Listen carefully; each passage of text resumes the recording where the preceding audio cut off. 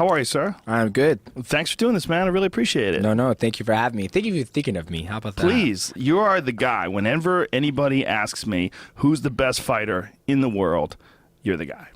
I appreciate it, man. I think if young guys are coming up and they want to learn how to fight where they take as little damage as possible and inflict as much as possible, you're my perfect example. So thank you for being you. No, hey, you know what? I'm doing my best to pay these bills. I got bills to pay. I understand, but it's more than that, man. You can't just be paying bills because you don't just do enough work. You do more. Like, it's pretty obvious when you fight that you're putting in crazy hours. Oh, yeah. Because you keep getting better and better and better. Like, it's not as simple as like you just paying the bills. Like, you obviously have a pretty deep passion for this. Yeah, absolutely. I mean, I will honestly say it's credited to Matt Hume. And Brad Curtin. Ever since I started training mixed martial arts, you know, I didn't jump into mixed martial arts because of UFC. I mean, I did see The Ultimate Fighter and all that stuff, but I saw it, the workouts, how in shape they were. And then when I started fighting, Matt was like, okay, you can do a mixed martial arts fight. So I had my first amateur fight. Then next, Matt was like, good job. Okay. Then I'll go back to training. And then Matt was like, hey, you can do how do you feel about doing a kickboxing fight? I was like, sure, why not? Did a kickboxing fight, won that. He goes, good job. Then he's like, hey, there's a jiu-jitsu tournament. You need to go there and beat everybody. I would go there, take first place. He goes, good job. And in the back of his mind, I think he's like, you know, he's molding me to be very well-rounded. And then one time he's like, hey, there's a boxing fight. You want to take it? I'm like, sure, let's take it. I won that.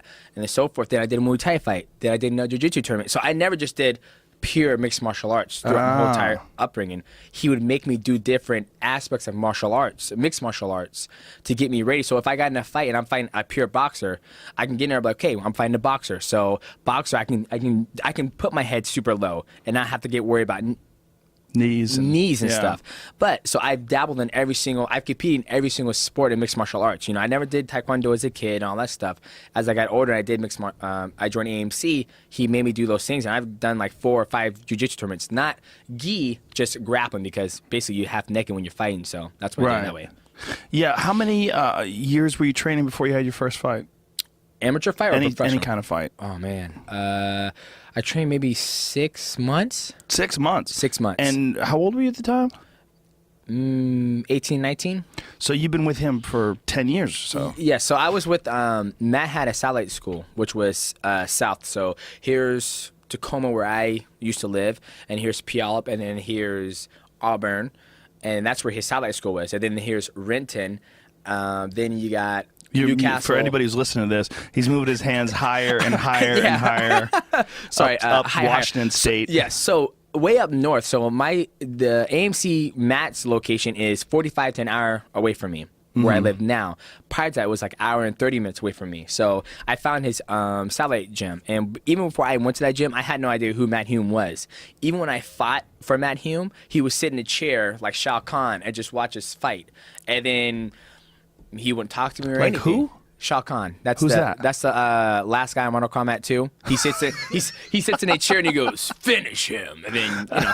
So, but that's how it was. He would just say that like everybody would know what you're talking about. That's hilarious. Well, they need on that video game hype. So, he would just sit there and watch. He would just sit there and watch, and he wouldn't even talk. I mean, he would talk to me, but he would not talk to me. Like, right. It was just different. And then eventually, once I had the first fight with Ian McCall, he goes, all right, Demetrius, you got to start taking this shit seriously. I was like, what do you mean? Like, we're in the UFC. I just fought for a world title, against Dominic Cruz. He goes, dude, you only train with me twice a week, like Saturdays, and at that point it was only Saturdays. Wednesdays and Saturdays. It's like, you're only training with me 2 days a week. Like, you need to take this shit seriously. When people are professional athletes, they leave their families and move away and train with the trainer. And so that's why you saw a huge change in my game from the second Ian McCall fight, because I started training underneath him. If I went to go take a shit, Matt was like, hey, what color is that poop? I need to know. He started overseeing everything I did, when it was swimming, conditioning, everything. Beginning of my MMA career, when I was fighting, Miguel Torres, Kid Yamamoto, Demasio Page, Nick Pace, I was doing my own thing, like doing my conditioning on my own. Monday, Tuesday, and Thursday, Friday, I was doing my own thing. And then Wednesday, Matt would come down the south, beat me up. And then Saturday, I'll drive up to Kirkland and train with him, and then we would spar. So after that fight, the first team call fight, he was like, you need to take this shit seriously. And that's when I was like, all right, I'll do 100% with you then. And then this is what you have now. What a lucky break for you to find that guy, too, like as a trainer. Oh, yeah. I mean, if he's not the best, there's a handful of guys like that I consider like the best. Like Faraz Sahabi's in there, Matt's in there. There's a few guys that are just at that upper level where they can coach you in everything. Oh, yeah. You know, and that's so fortunate for a young fighter like you to find him at just the beginning stage. Yeah. Oh, and even though he's, I think he's 49, he'll be 50 this year. It's always funny because when we're getting ready for a fight, we're in it 100%. When we're training, we're learning, and I'm still learning. And then when we're not getting ready for a fight, you know, he lets me do my thing, stay in shape. I do a good job doing that. And then sometimes we'll come back and we'll spar. And he was just in China and he was in Singapore. And I'm always like, okay, I'm going to get the best of him this time. I'm going to get the best of him. And so he's like, all right, I think I'm going to spar today. He'll go upstairs, get his gear on. And then like my buddy Carol, so he goes, oh, Dad's going to spar tonight. And I was like, I'm about to get him, watch. And we're sparring. And I remember we were sparring and he was hitting me and I was hitting him. And then I remember I did a Superman punch and I connected and I was like, yeah. And as I connected, I was like, boom. A high kick hit me in the back of the head. And I was like, good fucking for you, Matt. Good for you. You still got it, don't you? I mean, it's just, I mean, he's just an amazing athlete, even though he's 49 years old. He was a great fighter. Oh, yeah, he was amazing. A great fighter. Amazing fighter. I remember watching him way back in the day when he fought Pat Miletich. And he broke Pat Miletich's nose, and they stopped the fight, which I was like, I remember even at the time, I was like, what the fuck? You're going to stop a fight over a broken nose? Yeah. Like, that's crazy. It happens all the time in boxing. It happens all the time in every sport. But for whatever reason, they just decided to stop the fight. Didn't make any sense. Yeah, I think it was a good thing they did. I don't think the fight was going. It was going way south for Pat Miletich. It was definitely going south for Pat. Well, Matt was so well-rounded. You know, he had so many skills in so many different areas. I remember he competed in that all-submission tournament too. Remember they had that professional all-submission thing that they did on pay-per-view once a long time ago. This is new knowledge to God me. Damn it! I'm trying to remember the name of it. Did he? I remember he tore Kenny Monday's leg. That was it. Okay, yeah, I've seen that before. Yeah, that was it. Kenny Monday, who was an Olympic gold medalist in wrestling. Yep. Yeah, Matt is like one of my all-time favorite guys as far as like coaches. Like those are the two guys that I'll tell people if they go, hey man, I'm thinking about really taking this seriously. Move to Washington State or move to Montreal. There's your two places. Yep, I totally agree with you. Yeah, man, anytime you're in Seattle and you want to come out and hang out and probably even grapple with Matt, he would love to do it. I mean, he still grapples and he still... That's amazing that he doesn't have any nagging injuries. He's not all fucked up. You know what? One of the things that Matt tries to push onto me is that he's like... I always ask him, if there's one thing you could have done different when you were training as a professional fighter, what would it be? And he said, train smarter. Don't beat my body up so bad. And that's what he tries to implement on me.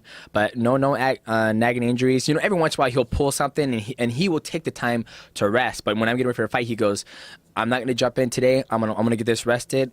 I'm going to watch, coach you, and then once it's rested, I'm going to jump in. I'm like, okay, sounds good. Just make sure you jump in here because I need you.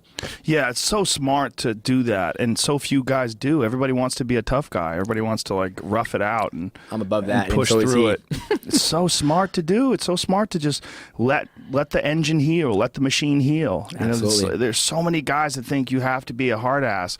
You have to wrap up your arm like a mummy and get in there. I mean, you could always do something. You know, you could always, like, I know a lot of guys who they've torn muscles, so they do all the workouts in the pool or something along those lines. Well, Rafael Dos Anjos, before he beat Anthony Pettis for the title, he had an MCL tear. He couldn't do anything. So all he did was sprints on the Aerodyne. Yeah. I mean, he was just doing hour-long sprints, you know, like just like interval sprints on the Aerodyne, and that's all he did for like the last couple of weeks of his camp. Yeah. Well, it's unfortunate because this is how us fighters make our money.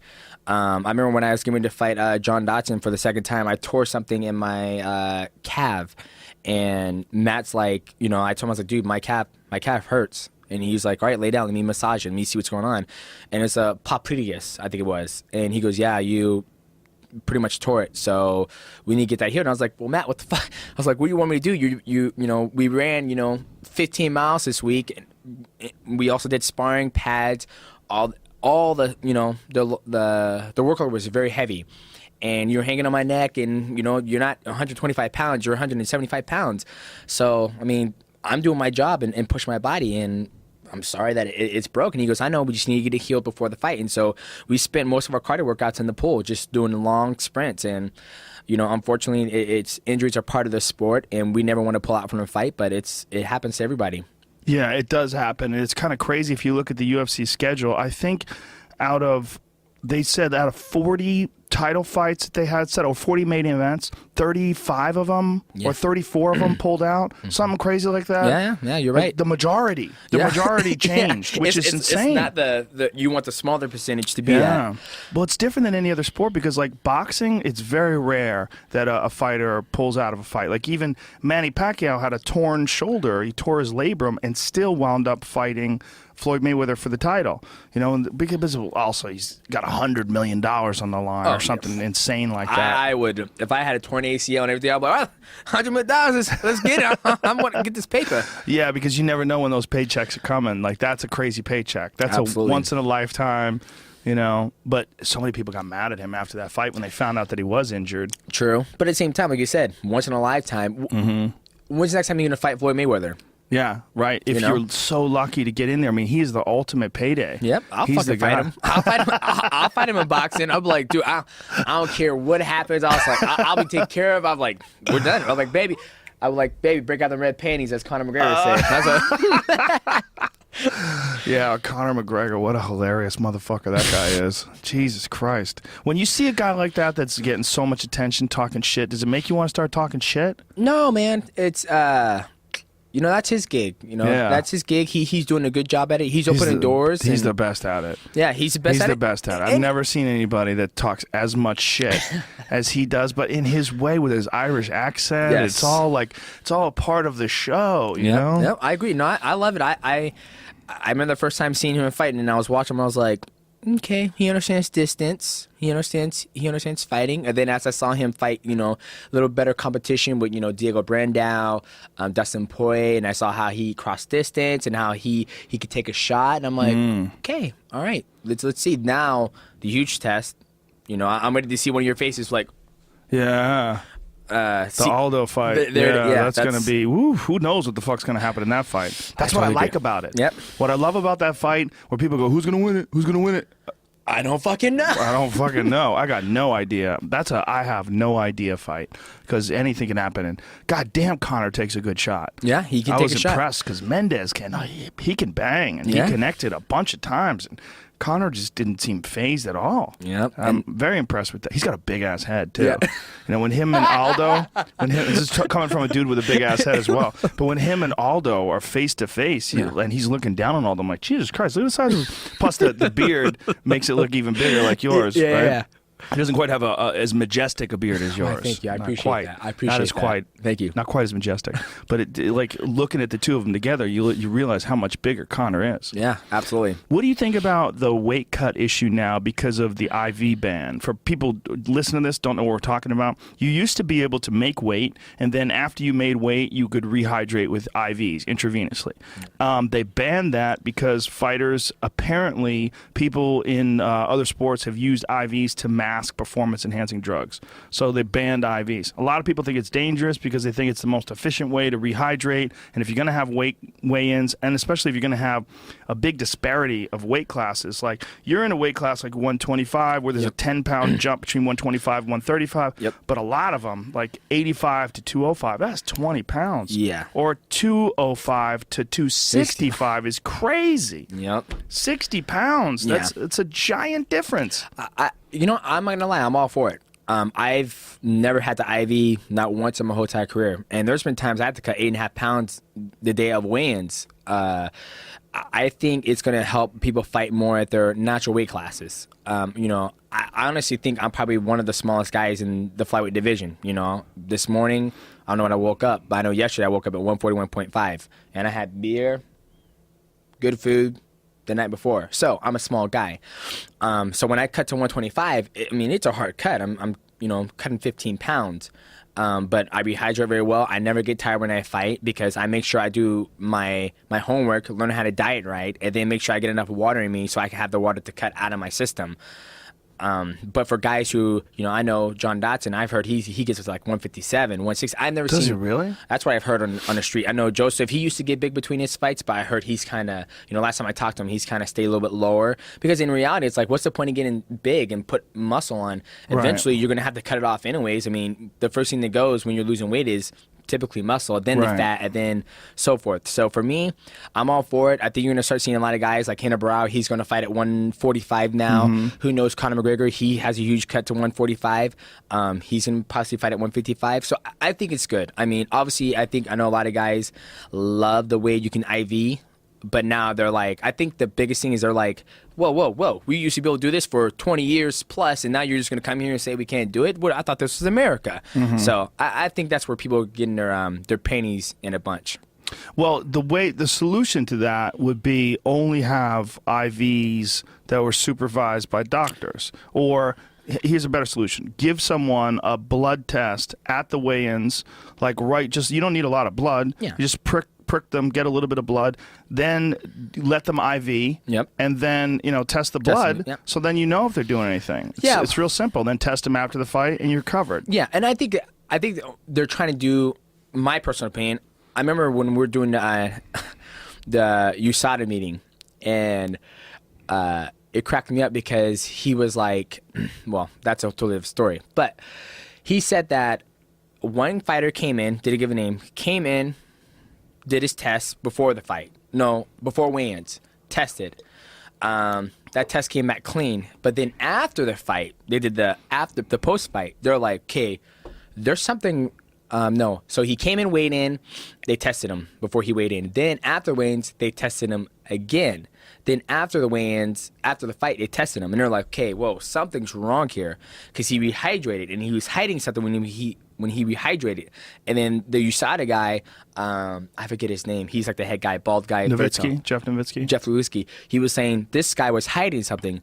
We didn't further depth, and he was masking drugs with the IV. And so I think we've already had that happen in our sport, and that guy got caught. Who the fuck is that? I don't know. I don't even know who that is. He didn't even give a name. Really? Yep. Well, how is that possible? I thought all that stuff is public. No. It didn't go public because the person got caught, but he didn't give the name of the story of who the person was, who they tested. So he wouldn't say who got caught. Yeah. So let's say he just was saying how someone got caught, and the person who got caught, we know that they got caught, so it was public that they got caught. Yes, but we didn't know the whole story logistic, but how he got caught, and then he was like, this was recent, so it happened just recently. So, who the hell could that have been? Who's been popped recently? Let's speculate. Yeah. The rumor mill. Well, there's been a few guys. Well, obviously, this is a sport that, in the beginning, you could do whatever the fuck you want. Yeah, and a lot of people did whatever the fuck they wanted. Yeah, absolutely. And I remember, I know a lot of people, I remember you were a big fan of, dude, hey, Joe, me and you're gonna fight. You want to juice? I'll juice too. If we're on the same plane. And I think back in the day, the culture of it was okay with that because, don't get me wrong, I'm pretty sure when God made us, he goes, I'm going to build you to be able to fight year after year, take all this damage to the head. And someone was like, what's the best way to take a shot, a punch? I was like, there isn't, my friend. Your body's not designed to get beat up on. It's not at all. And so, but with the TRT or testosterone or HGH, all that stuff, it helps the recovery of it, so you can have a long career. It doesn't just seem to help; it seems to help your ability to take punishment. Oh, absolutely. That's what's crazy. It's like a lot of these guys that are juiced up, they can take a better shot. I tell you what, when I fought Ali Bagotinov, my follow-on goes, dude. After we got done the fight, he goes, I came home and he saw my knees. My knees were just blown up. You beat the fuck out of that dude. And he hung in there, man. Yeah, he did. And then my follow-on came and he goes, I guarantee you he's going to pop for something. No man can take a beating like that and be able to walk away like that. I promise you. And sure after enough, the fight? I'm playing video games. Somebody calls me, did you hear what happened? I was like, no. What's up? And he goes, he popped for EPO. And I was like, shit. No worries. And Matt was floored. He goes, no wonder, because when we studied tape on him, Matt was like, he's going to get tired, and you're going to be able to finish him. He still got tired. He still got tired. But which is incredible. Yeah, and then Matt was like, you're going to be able to finish him. And then when we didn't finish him, Matt was like, that's the reason why, because he never got tired. And But he did never get got as but- tired as he should have. Exactly. Well, he's a guy that he's got there's a style of fighting where it's kind of like you're going all in. Yeah. You know, and that's what he does with all his punches. He's pushing all his chips in. He's throwing 100% effort into all of his punches. He grits down his teeth. He winds up with his punches, and he's got good power. Oh, yeah. But that style, you just can't fight like that for 5 rounds. You just can't do it. And it's really not a smart style anyway because those punches come slower. Yeah. And there's a few guys that still fight like that, even though that's one of the worst ways to do it. There's a lot of guys who still like that, but You can get away with it if you blow the guy out in the first round. exactly. And another side of that, the double-edged sword, is that it's very exciting. People like that. Yeah, People are like, sure. oh my god. Well, hey, look at Ronda Rousey. Yeah. That's a perfect example. Like Ronda Rousey after the first round, there were stylistic issues and there was obviously technical issues where she wasn't as good as we thought she was standing up. You know, when you see her hit the pads and you see her fight someone like Betch Kohea, she looked good. But then you see her fight a skilled striker like Holly, and some issues got exposed, some technical issues. But she fucking sprinted. Like, she came out the opening round and sprinted. And by the end of the first round, she'd been hit a bunch, and she was exhausted. Yeah. She was exhausted. And it was because she went all in. Yeah. She went all in. And you think about that's how she's been so successful with her opponents. I mean, the biggest thing you could do, nobody trains in the gym like, okay, round 1, fight. Ugh. Nobody never. fights like that. So when you do that to an opponent, that breaks them down. It freaks them out. Yeah. I would give praises to Greg Jackson and John Wigglejohn, those guys over there Albuquerque, for getting Holly Holm ready for that. Because in my mind, going to that fight, I was like, if I was Holly Holm, I'll take a second, relax, see what Ronda's bringing. Use my jab, use my high kick, use my spinning kicks, just to get Ronda off her game. Because Ronda likes to clash. She likes this collision. Like you said, when she fought Betch Kohea, she won that exchange to Betch Kohea. When her wins in Octagon, if you look at the people she's fought, their combined record, I did my fans, my Mighty Squad, they did the Mighty Squad? The Mighty Squad. My Mighty Squad, they brought me the numbers, and they're like, dude, her combined record of her opponents in the UFC was 1-9. Wow. So, that's really? Oh, yeah. That's amazing. So when you look at, obviously the promotion has to do their thing to sell the next big fight. But as me, as an athlete, I'm like, so Betch Kohea versus Ronda Rousey. You want to know how this is going to go. Ronda Rousey is going to knock her out because, yes, Betch Korea's undefeated 9-0, but who the fuck has she fought? Like, you have to look at, who that person's fought. So when I look at a person like Joseph Benavidez, I always give him high praises because the man's fought Dominic Cruz. His only 2 losses between me and Dominic Cruz, John Dotson. He hasn't lost at 135, and his only loss to 125 is to me. So his skill set is high up there too, where Kat Zingano, I thought she had the best chance to beat I agree. Ronda Rousey, but I spent time with her in the back when we were getting ready to fight UFC 178, and she was so emotional. I was like, and I was sitting back there just eating a banana, and she was like doing her thing, and I'm like, it's just a fucking fight, don't worry about it. It's just a fucking fight. I was like, it's just gonna fight. She goes, I don't need to hear that right now. And I was like, all right. And then she goes out there and she's so emotional. I'm like, that's going to be her downfall. And I told people, I was like, when she fights Ronda, she can't get emotional. And then what she do, she goes out and throws a flying knee, gets caught up, armbar. If she went out there like, I'm in a fight, take my time, work my jab. I got 25 minutes. Why do I need to rush? Why do I need to rush? If there was like, okay, there's a time limit. You have 5 minutes. Let's see who's going to win. Oh, I'm going to go all fucking in. I'm going to blow my wad. Right. But when you have 25 minutes, I'm going to take my time and enjoy it. Well, I think the overwhelming moment of being there, fighting for the title, fighting Ronda at the peak of her popularity, or near that fight was probably the one that set Ronda over the top. Yeah. And then Betch Kohea just shot her into the stratosphere because it was in Brazil. Yep. I'll tell you, man, that was a surreal moment. It was surreal being there in Brazil because every time I've been to Brazil before, they never cheer for Americans. Yeah. I mean, they cheer, when you're over, you give props to Brazil. Yeah. But when you're on the weigh-in scale and you're fighting a Brazilian, they're very proud. Yeah. And they were fucking cheering Ronda and booing Betch Kohea. Like, Betch, we're disowning you, Betch. It was crazy. She's up there with the flag, Brazil, Brazil, and they're like, no, Ronda, Honda. It was crazy, man. It was, and when she won, it was bizarre. It was a bizarre moment. It was watch her strut around the octagon like she was like taking it all in and walking around like some fucking gladiator shit. It was like some Russell Crowe shit. And I was like, wow, this is crazy. Oh, yeah. But for her, what a trip it must be to go from that, which is just like the most epic victory in Brazil, in the home country, million pay-per-view buys. She's a superstar in every talk show, and everybody wants to talk to her, to head kicked, to beaten down, and then head kicked. Yeah. I think crazy watching that fight and how Matt always talks about pushing your opponent to the distance where you need to land a kick. So once Holly, when Holly had her down once before, and then she got up and Holly kind of let her go, and then the second time when she pushed her butt into the high kick, and I was like, I didn't know too much about Holly Holm. Then once, the fight was getting built up, and I was like, okay, I'm gonna do a little more research on Holly Holm. And then I saw how she was strong. She was an athletic. And, she's always, her high kick's very good. And then when she landed on her, and I was like, this bitch is bad. Yeah. And so I just felt that Ronda Rousey ran into somebody who's just as athletic or more athletic than she is, who doesn't, I'm not saying Ronda Rousey blows up between her fight camp, but I would say, if we went to Holly Holm right now, she would probably, still have abs, she's fit. Yeah.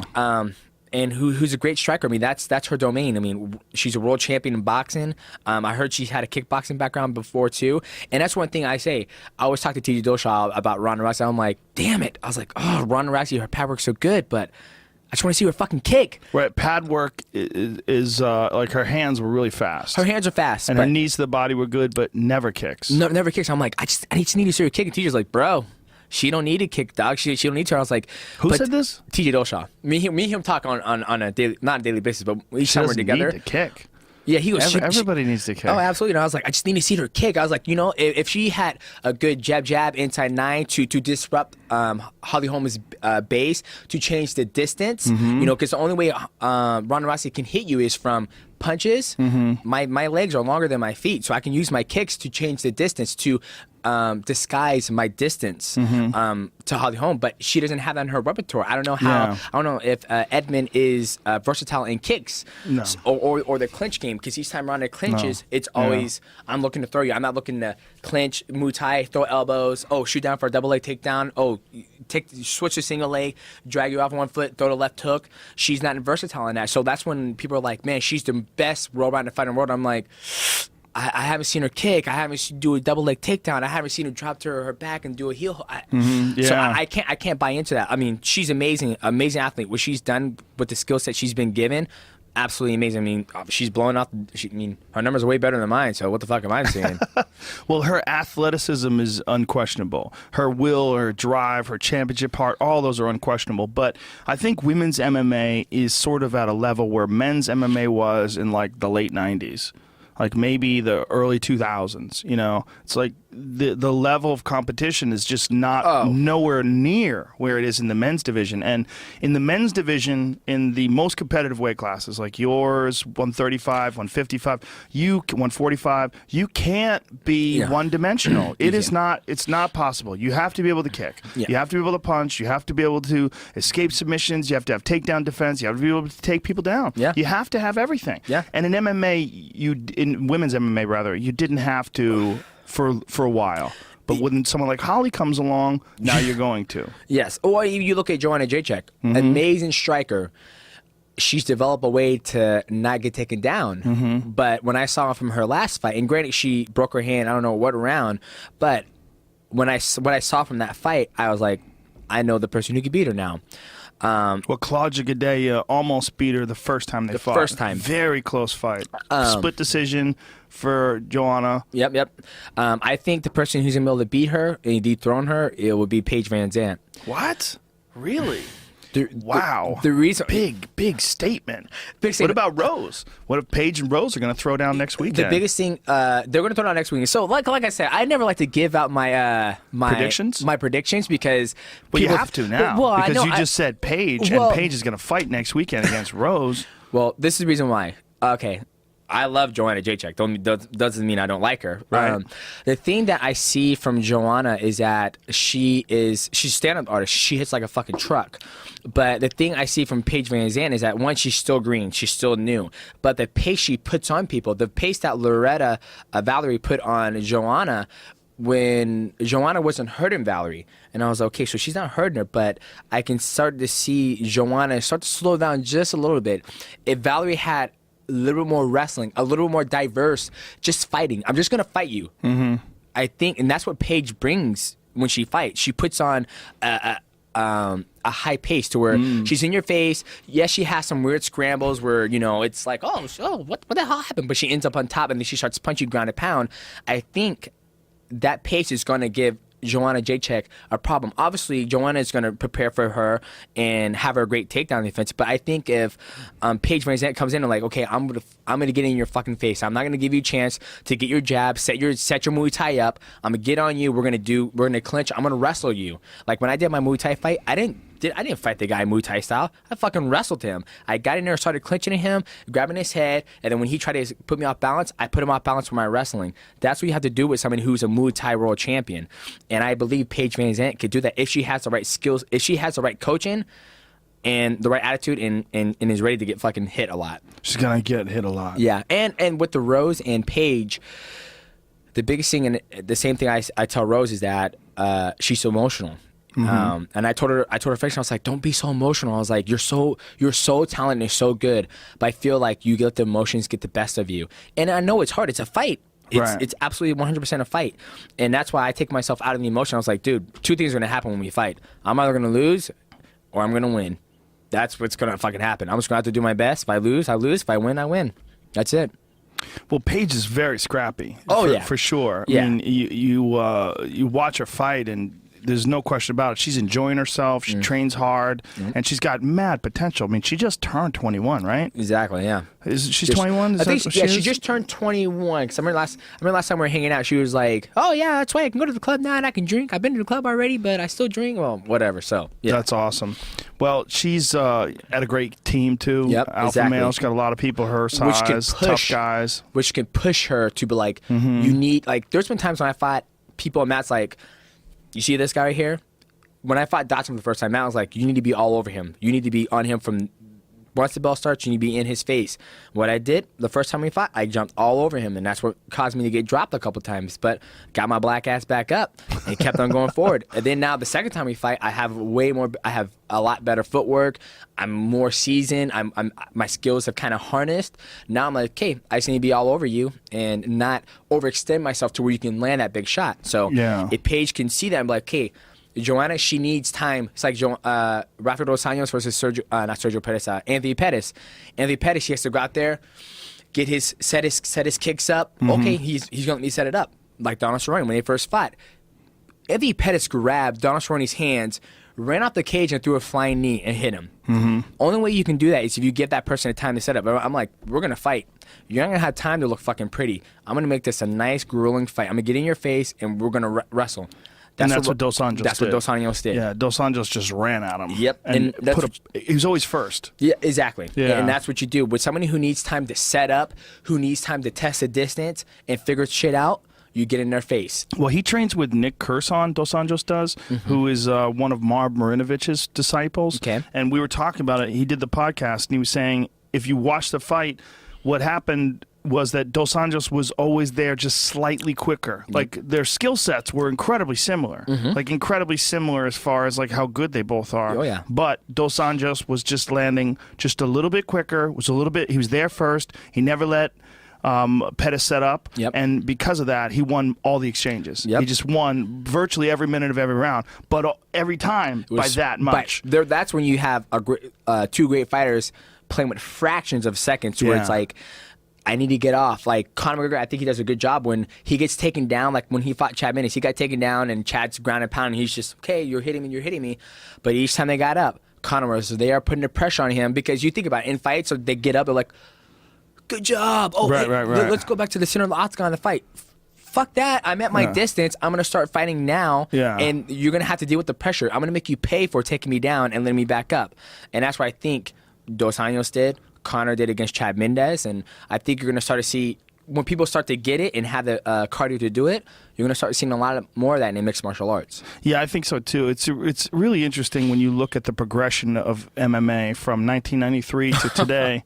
It's so crazy, because if we've talked about this before, but if you watch football from 1993 and football from 2015, it's still football. Yes. I mean, back then you had Herschel Walker, you had great football players. There was a lot where you could compare and you could look at them and you go, well, these guys are elite athletes. They're playing the same sport.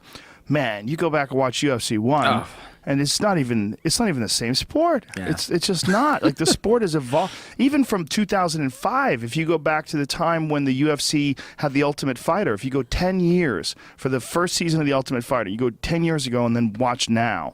The difference between a world champions then and world champions now, there's a giant leap. Yeah, I would say there's more athletic people Yes. in a sport, more athletes learning how to fight, to where back in the day, you just had guys like, I just want to fight. I don't care how much I get paid. That's it. Now, I know you've probably been paying attention to John Jones has been powerlifting. Oh, yeah. He's like taking it very serious now, and he just deadlifted 600 pounds on Monday and put it up on Instagram. But Daniel was saying that all this extra bulk is not good. He's like, this is probably good for me that he's doing this. I think, you look back to the first time with Daniel Cormier and John Jones fight, he goes, fuck, I didn't realize how heavy he was when I had to carry him around. And I think the second time they fight, he's going to have to carry that weight around because John Jones is longer.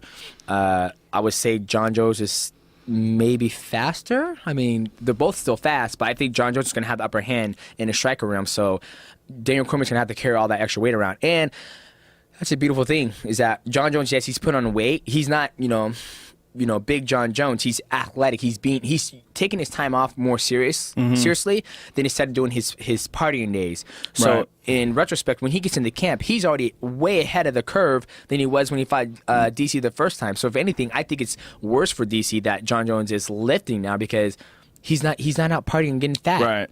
Well, it's pretty incredible that he had coke in his system 3 weeks before, and he still beat Cormier. Like, what the fuck, man? And that just shows so you talented. Yeah, that just shows you how talented he is, and that it's fighting. He's able to adapt when he fights. He's able to adapt. Like, even after watching that fight, when I watched DC and Cormier when they fought, I felt like John Jones, and I've always felt like this way with John Jones. Like when he fought Rampage. Even when he fought Lyoto Machida, I feel like he goes out there, he takes it all in, see what his opponent wants to do, does a knee tap and all that stuff where he kicks people in the kneecap. But I feel that there's a point where he turns around and goes, okay, I'm going to fucking finish you now. Like when he broke his foot, dislocated his toe against Chael, I felt like you saw a different, fighter, to where it's like if a wolf, had its prey and it's playing with them, then he was like, okay, I'm going to tear your throat out. That's why I felt like when John Jones and DC fought, I felt like John Jones just he did it enough to win, but I felt like he wasn't like, I'm going to fucking destroy you now. Like, I'm going to put you on your back, I'm going to take your back and submit you. And I feel like the next time you see John Jones fight DC, I think you're going to see that. Well, the Chael Sonnen fight, he wanted to prove a point. Like, you talk so much shit, and you're not in my league, so I'm just going to go out and fuck you up. Yeah. And he went out and fucked him up with his own game. He took Chael down, just beat his ass from there. What's really crazy about that fight is that John didn't know that he had dislocated his toe until I was talking to him in the post-fight interview. He looked down and saw his toe and went, oh my God. And then he kind of went into shock. But what was going through my head was like, what would have happened if Chael made it out of that round? Yeah. If Chael made it out of that round, John might not have been able to continue. Yeah. The doctors might have stopped it. His foot was turned upside down where the bottom of his big toe was looking up. It was fucked up. It's amazing that it healed up so quickly. But if Chael had lasted somehow or another through that first round, he would have won the title. Yeah, he would have like, oh, well, default by Chael Sonnen. You are talking to the best fighter. How does it feel, Joe Rogan? Joe Rogan, I'm looking at your pants right now, and I think you are excited, my friend. Are you? That's exactly what he would have said. Yeah, he probably would have like speeches planned. He's hilarious. He's the second best shit talker of all time. Yes. I always said he was the best. Until Conor came around, he was the best. He was the best. But like all things, there comes an end, and the new ones come along. Exactly. When he almost beat Anderson Silva, that was a perfect example of a guy that was fighting injured. When Anderson had a fucked up rib going into that fight, couldn't stuff the takedown, couldn't stop it, and still managed to pull off that triangle in the 5th round. But if you watch that triangle, like I watched that triangle a bunch of times, it wasn't in. Yeah. I think, and once he started scooting it almost turned to an arm triangle, arm bar triangle. The foot was never locked in behind the knee. It was never like, it was never like fucking clamped in. He never tapped. Remember, he never tapped. Is that what he said? Well, remember, Joe, he goes, I didn't tap. What the hell are you doing? Well, he had that issue before with Paulo Filho. Remember that? Yep. In WEC, wasn't it? Yeah. And then they fought again. and that was when Filio had lost his fucking mind. Yeah. Like, I remember Matt was there, and he was at the bar, and he was just drinking, just hammering wine that night up before Wayne's, I think it was. what? And then somebody, and he didn't make the weight. No, he didn't make the weight, and I think somebody else was there with Matt, and then the guy called the guy who was with Matt, and he goes, "Hey man, hey, I'm thinking about gambling on the fight. What do you think?" And this wasn't Matt. This was a guy who was there with Matt, and he goes, "Well, the way the fucking things look, Paulo Filho is at the bar right now drinking fucking wine. So if you're gonna gamble on Chelsea." And he goes, "Really? All right, I'm going all in then." And sure enough, he cashed out. He wasn't even in his room drinking. I mean, he's drinking in public. That's how crazy that guy is. Shit Paulo happens, man. Filho was a fucking dynamic Brazilian jiu-jitsu artist, though. He was a bad motherfucker when it came to his jiu-jitsu. But he just couldn't control his demons for whatever reason. Whatever those demons were, he couldn't control them. That's a guy everybody forgets about. God damn, his jiu-jitsu was good. Yeah. His jiu-jitsu was so tight. Remember watching him fight, I was like, this guy's high level, man. Yeah. It's very rare you see guys who come from pure Brazilian jiu-jitsu with like Jacare, Bibiano Fernandes, who come from a gi perspective of grappling and be able to transfer well over to mixed martial arts, because I've grappled with a lot of, black belts and no gi in mixed martial arts, and I'm like, don't know how I feel about it. But when I go like a Bibiano, I'm like, holy shit, like this is a totally different level. So, and I think with the gi or without the gi? Without the gi. Without the gi. Without the gi. Like each time I grapple with Bibiano, it's like when we get, I'd rather be in Bibiano's. Hang on, what is that? I'd rather have Bibiano in my guard than me being his guard. Wow. Because I tell him, like, I was like, I don't like, because when we do MMA sparring, like it's different because I just learned this. It's called cooking the beans. The Brazilians call it the cooking the beans. You need to cook the beans, and he's like, you see, my friend. When you take people down, you like to posture up, punch them in the face, pass guard. And I was like, yes, that's how I've been trained. That's how Matt trains me. He goes, okay, now I'm going to teach you something else. And Matt's like, okay, you need to learn this side of Brazilian Jiu-Jitsu. He goes, it's called cooking the beans. You can't just throw beans in a pot and then expect to eat them. They're going to be hard. You need to cook your beans, let them simmer, and then you can eat them. So that's what you got to do in this part of jiu-jitsu. You need to get in there, work it, change your your pushes, let them get tired, and then once they get tired, then you can enjoy your dinner. And that's what Bibiano does to me. Like when we're sparring, I'm like, okay, baby, all right, whenever you want to pass my guard or do this or this, you can do it. And he goes, don't you worry, Mr. Demetri Johnson. I'm going to get you. Don't worry about it. Then he fucking gets her. I'm like, son of a bitch. Damn it. So there's a lot of guys that start out with the gi and they develop great habits for the gi, but terrible habits for no gi. Agree. Like a lot of collar control, a lot of grabbing cuffs. They're looking for something to grab. Oh my God. And then they don't have those cuffs and they become like a blue belt. It's crazy to see a high-level black belt that never trains no gi, and then they train no gi, and they don't know what they're doing. It's crazy. Or even, not even for the lines of no gi, of MMA. Oh yeah, like even worse. Like I grappled with somebody the other day, and he was pure jiu-jitsu, way bigger than me. But and he had a series. He had to go to Darce to crucifix on your back, and then from there take your back and try to choke you out. So once we went for like 2 minutes, I was like, okay, this is your game. I know what it is. And we started grappling. And then when he was in my guard, he wouldn't try to. He tried to go through the middle with his knee, and I was like, okay, you're pure Brazilian Jiu-Jitsu. And I was like, so if this was an MMA fight, I'm right there. I was like, I could just stand up and knee you in the stomach and start punching in the face. And so I can tell when I start going with somebody, like if I was to grapple with, you'd be like, hey man, why don't you grapple with this guy? I'm like, okay, I'll grapple with you. And then I'll feel him out, and I'm like, you're just pure Jiu-Jitsu.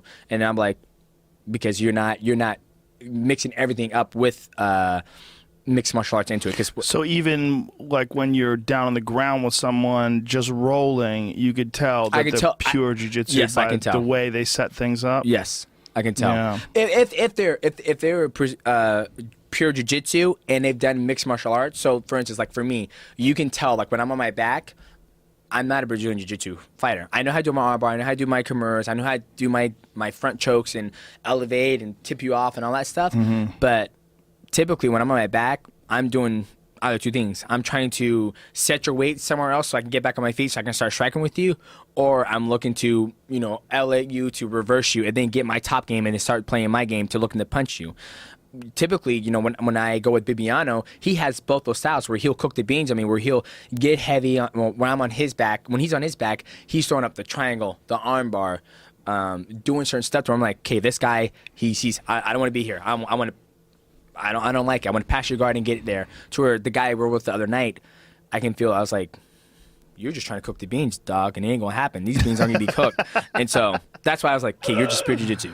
Cook the beans is a great statement. I'm gonna hold on to that one because I had heard cooking. Like Hoyce says that before. You know, I've heard him say that. You know, that you got to cook your opponent. You got to cook them. Yep. You know? Or Matt always talks when Matt's one of his trainers, Haru. He would always reference everything in fishing, and so he goes, you know, when you go out fishing, you know, you throw the line out there, and you just don't reel it up like that. You know, you throw the line and you kind of, you know, make the fish take the bait. Then once they take the bait and they bite, you hook them. And so when Matt's talking about striking, you know, you go out there and you start, you know, making them, you know, if you have a counter striker, you want to give them that illusion, like, hey, I'm right here. Kind of what Connor does. Connor gets here, you know, he's here, and then when you start striking, he's like, I'm actually right here. And, right. I can hit you. So that's what kind of reference of, like, I'm a big reference of analogies. When I teach mixed martial arts, when I used to teach, I would always use analogies when I would teach my the students at AMC. That's Connor also has the shit talking that he does while you're fighting. Which is, you know, I watched that Tyson Fury Vladimir Klitschko fight. Did you see that fight? I watched it. Yeah. Vladimir Klitschko looked like dog shit, and I think one of the reasons why he looked like dog shit is that Tyson Fury guy never shuts the fuck up. Yeah. He didn't shut the fuck up at the press conferences. He didn't shut the fuck up at the weigh-in. Yeah. He didn't shut the fuck up when they were introducing the fight. I mean, when they're doing national anthems, he didn't shut the fuck up. And I think, like, to a guy like Vladimir, who barely speaks English anyway, you know, he's like a stoic sort of a guy. Like, I think that fucks with his head. It could be. I never forget when Chad was like, he was still talking shit when I was hitting him. He goes, and I think it can happen. I mean, you know, for me, if somebody was going to talk, I remember when I was getting ready to fight Dawson the second time, he goes, I'm going to talk shit to him in the fight. I'm like, we'll fucking see. We'll see. And he did it. There was a point in time where I was going to, you know, talk shit. I was like, yeah, you would talk shit. Now I ain't you, huh? Yeah, take it. But for me, you were dominating that fight, like, from the jump. I think he never really had a chance to get comfortable enough to start talking shit. Yeah. Because that's you have to, the thing about talking shit is, you have to think about it while you're doing it, and then the opponent has to think about it while you're doing it. Yeah. Like, you have to think about it while you're doing it, and your opponent has to think. Like, there's a whole another element going on in the fight. There's a conversation. Yeah, exactly. You know? Yeah. I think the only time I've ever talked shit before I fights was somebody said I had a weak-ass ground game.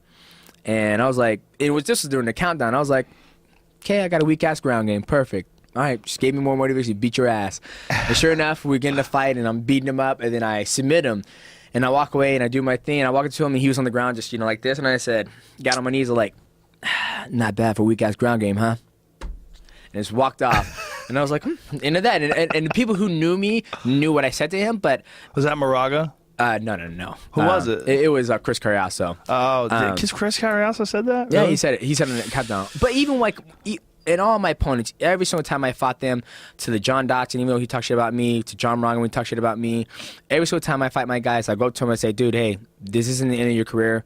At the end of the day, it's about being able to take care of your family, pay your bills, and have a career. So this isn't the end for you. Keep on fighting, and, you know, maybe you get another chance at the title, or maybe not. And no matter how much shit they talk about me, then that doesn't matter me. Well, it's interesting because shit talking is almost a prerequisite. It almost seems like it's almost mandatory. It's rare that someone doesn't talk shit. I don't talk. Name one time I've talked shit. You don't. Yeah, you okay. don't. But it's rare. It's very rare. Yeah. Like Luke Rockhold and Chris Weidman. These two are talking more shit before this fight than any other fight I could ever remember Weidman being in. Yeah, true. And I think, honestly, it's because of numbers. They want if somebody goes like this, if I say, Joe Rogan, you are going to fight fucking the commentator for fucking Bellator. I don't even know his name. Jimmy Smith. Jimmy Smith. There you go. Thank you. You're going to fight Jimmy Smith, okay? I'm going to pay you $2 million, okay, just to fight. You ain't got to say anything. You just show up, make weight, post some videos here and there.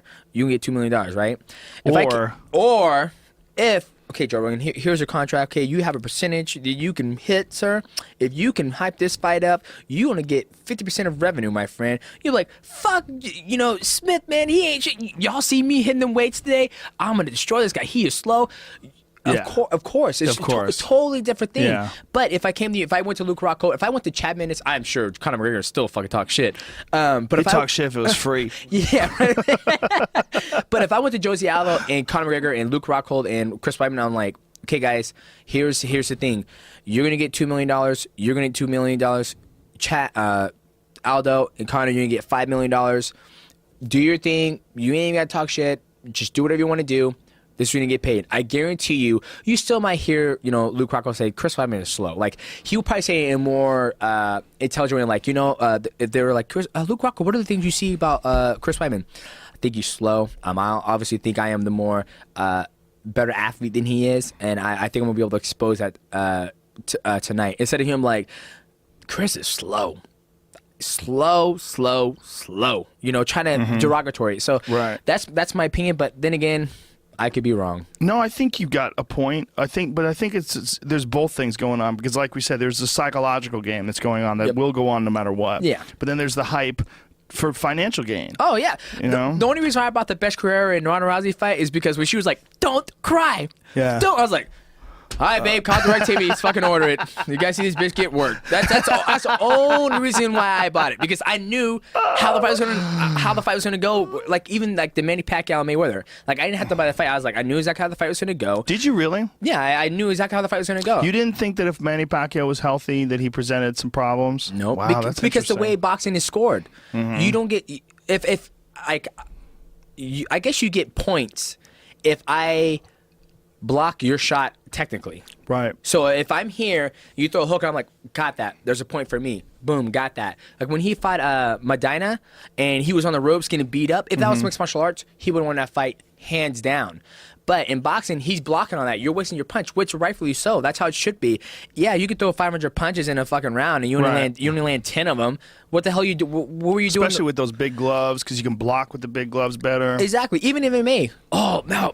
Oh man, he threw 500 punches. How many of those fucking things landed? Right. You need to be. That's why I'm so big on being technical. Why am I gonna go out there and throw all these punches and nothing and do nothing? That was what was great about your victory over Dodson. When I was interviewing you, go, look at me. I just went 5 rounds and I'm pretty as a motherfucker. It was true. It was true. Like, but it was hilarious because you didn't just go. You went 5 rounds with the most dangerous guy. Exactly, and that's why I bring it to a point where people like, and sometimes I feel people get upset. They're like, from like a promoter standpoint, they're like, ah, fuck. This was a fight to make. Dodson's that guy who hits people and knocks them down, and I'm like, dude, you hit hard. I'm not gonna fucking be there. I'm not gonna sit there and let you hit me. People are like, you need to bang it out. What? No, That's so stupid. No, like, you want to get more fans. That's so stupid. Somebody the other day goes, dude, if you want to make more money, you should go to 135. And I'm like, so let me get this. So you're saying I want to make more money fighting at 135. Is that in my contract? Is that guaranteed? No, it's not. So you're fucking high right now. Well, that's not right anyway. I mean, your weight class is correct. This is where you belong. It's like you're fighting perfectly at this weight class. There's no problems whatsoever. Yeah. People just don't know what the fuck they're talking about, and they don't appreciate the art of what you're doing. Your fight with John Dodson was one of my favorite fights of the year. Thank you. It was, because it was like if there's a young guy that's thinking about, or a young girl that's thinking about getting into MMA, I will watch this fight. You're watching a guy fight one of the most athletic, one of the most dangerous guys in the sport. Yeah. A guy who legitimate one-punch knockout power. A guy who does flips. I mean, he's way more athletic than me. Like, he's a freak. If you're like, dude, go up and do a backflip and do twisty shit, I'm like, you know what? I can't do it. I'm not gonna lie. Like, I cannot run up and do a backflip like that. I cannot do it. No, he's a freak. Yeah. John Dodson is a freak, but you shut it all down. You shut it all down. And you shut it all down not by running away, not by avoiding him, by engaging over and over again, but controlling the distance, controlling the position. Like, you were constantly out of position for him. Yeah. I mean, he just couldn't find you. He couldn't find you. See, It was my friend, masterful. You are very knowledgeable in the sport, to where half the motherfuckers you were watching, they're like, so boring. Boring. I wasn't bored for a second in that fight. I was like, God damn, we were watching art. Yeah. We're watching a masterpiece. Yeah. It was a masterpiece. I appreciate it. It's one of the best fights ever. I really believe, like, one of the best performances ever, because I think Dodson is so fucking dangerous. Oh yeah, he's so dangerous. Yeah. And I think, and I can tell there'll be points where, like, when we're training and I'll just get hit so many times, so much.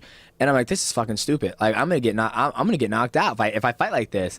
But then I believe in match training, and I believe what he says, and it worked out good. And I could tell there was some relief off of Matt's shoulder after that fight, because we know how it can end like that, and we know Dotson has the power for one shot. Once it lands, it's like.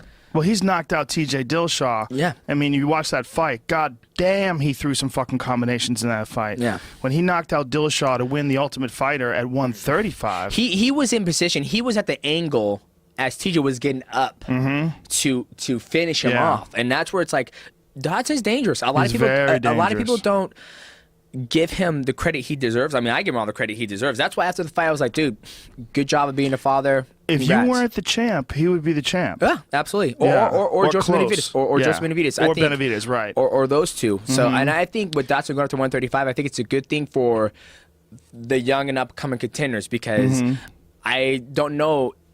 They probably could get through him, but from what I've seen and how I fought Dotson and how he brings it, I can tell that he would be just like Joseph, how Joseph's beaten all the contenders. I also think that at 135 he'll probably be a bit more healthy. Yes, I totally agree. I think he cuts too much weight, and I think that there's a lot of guys that they never fight.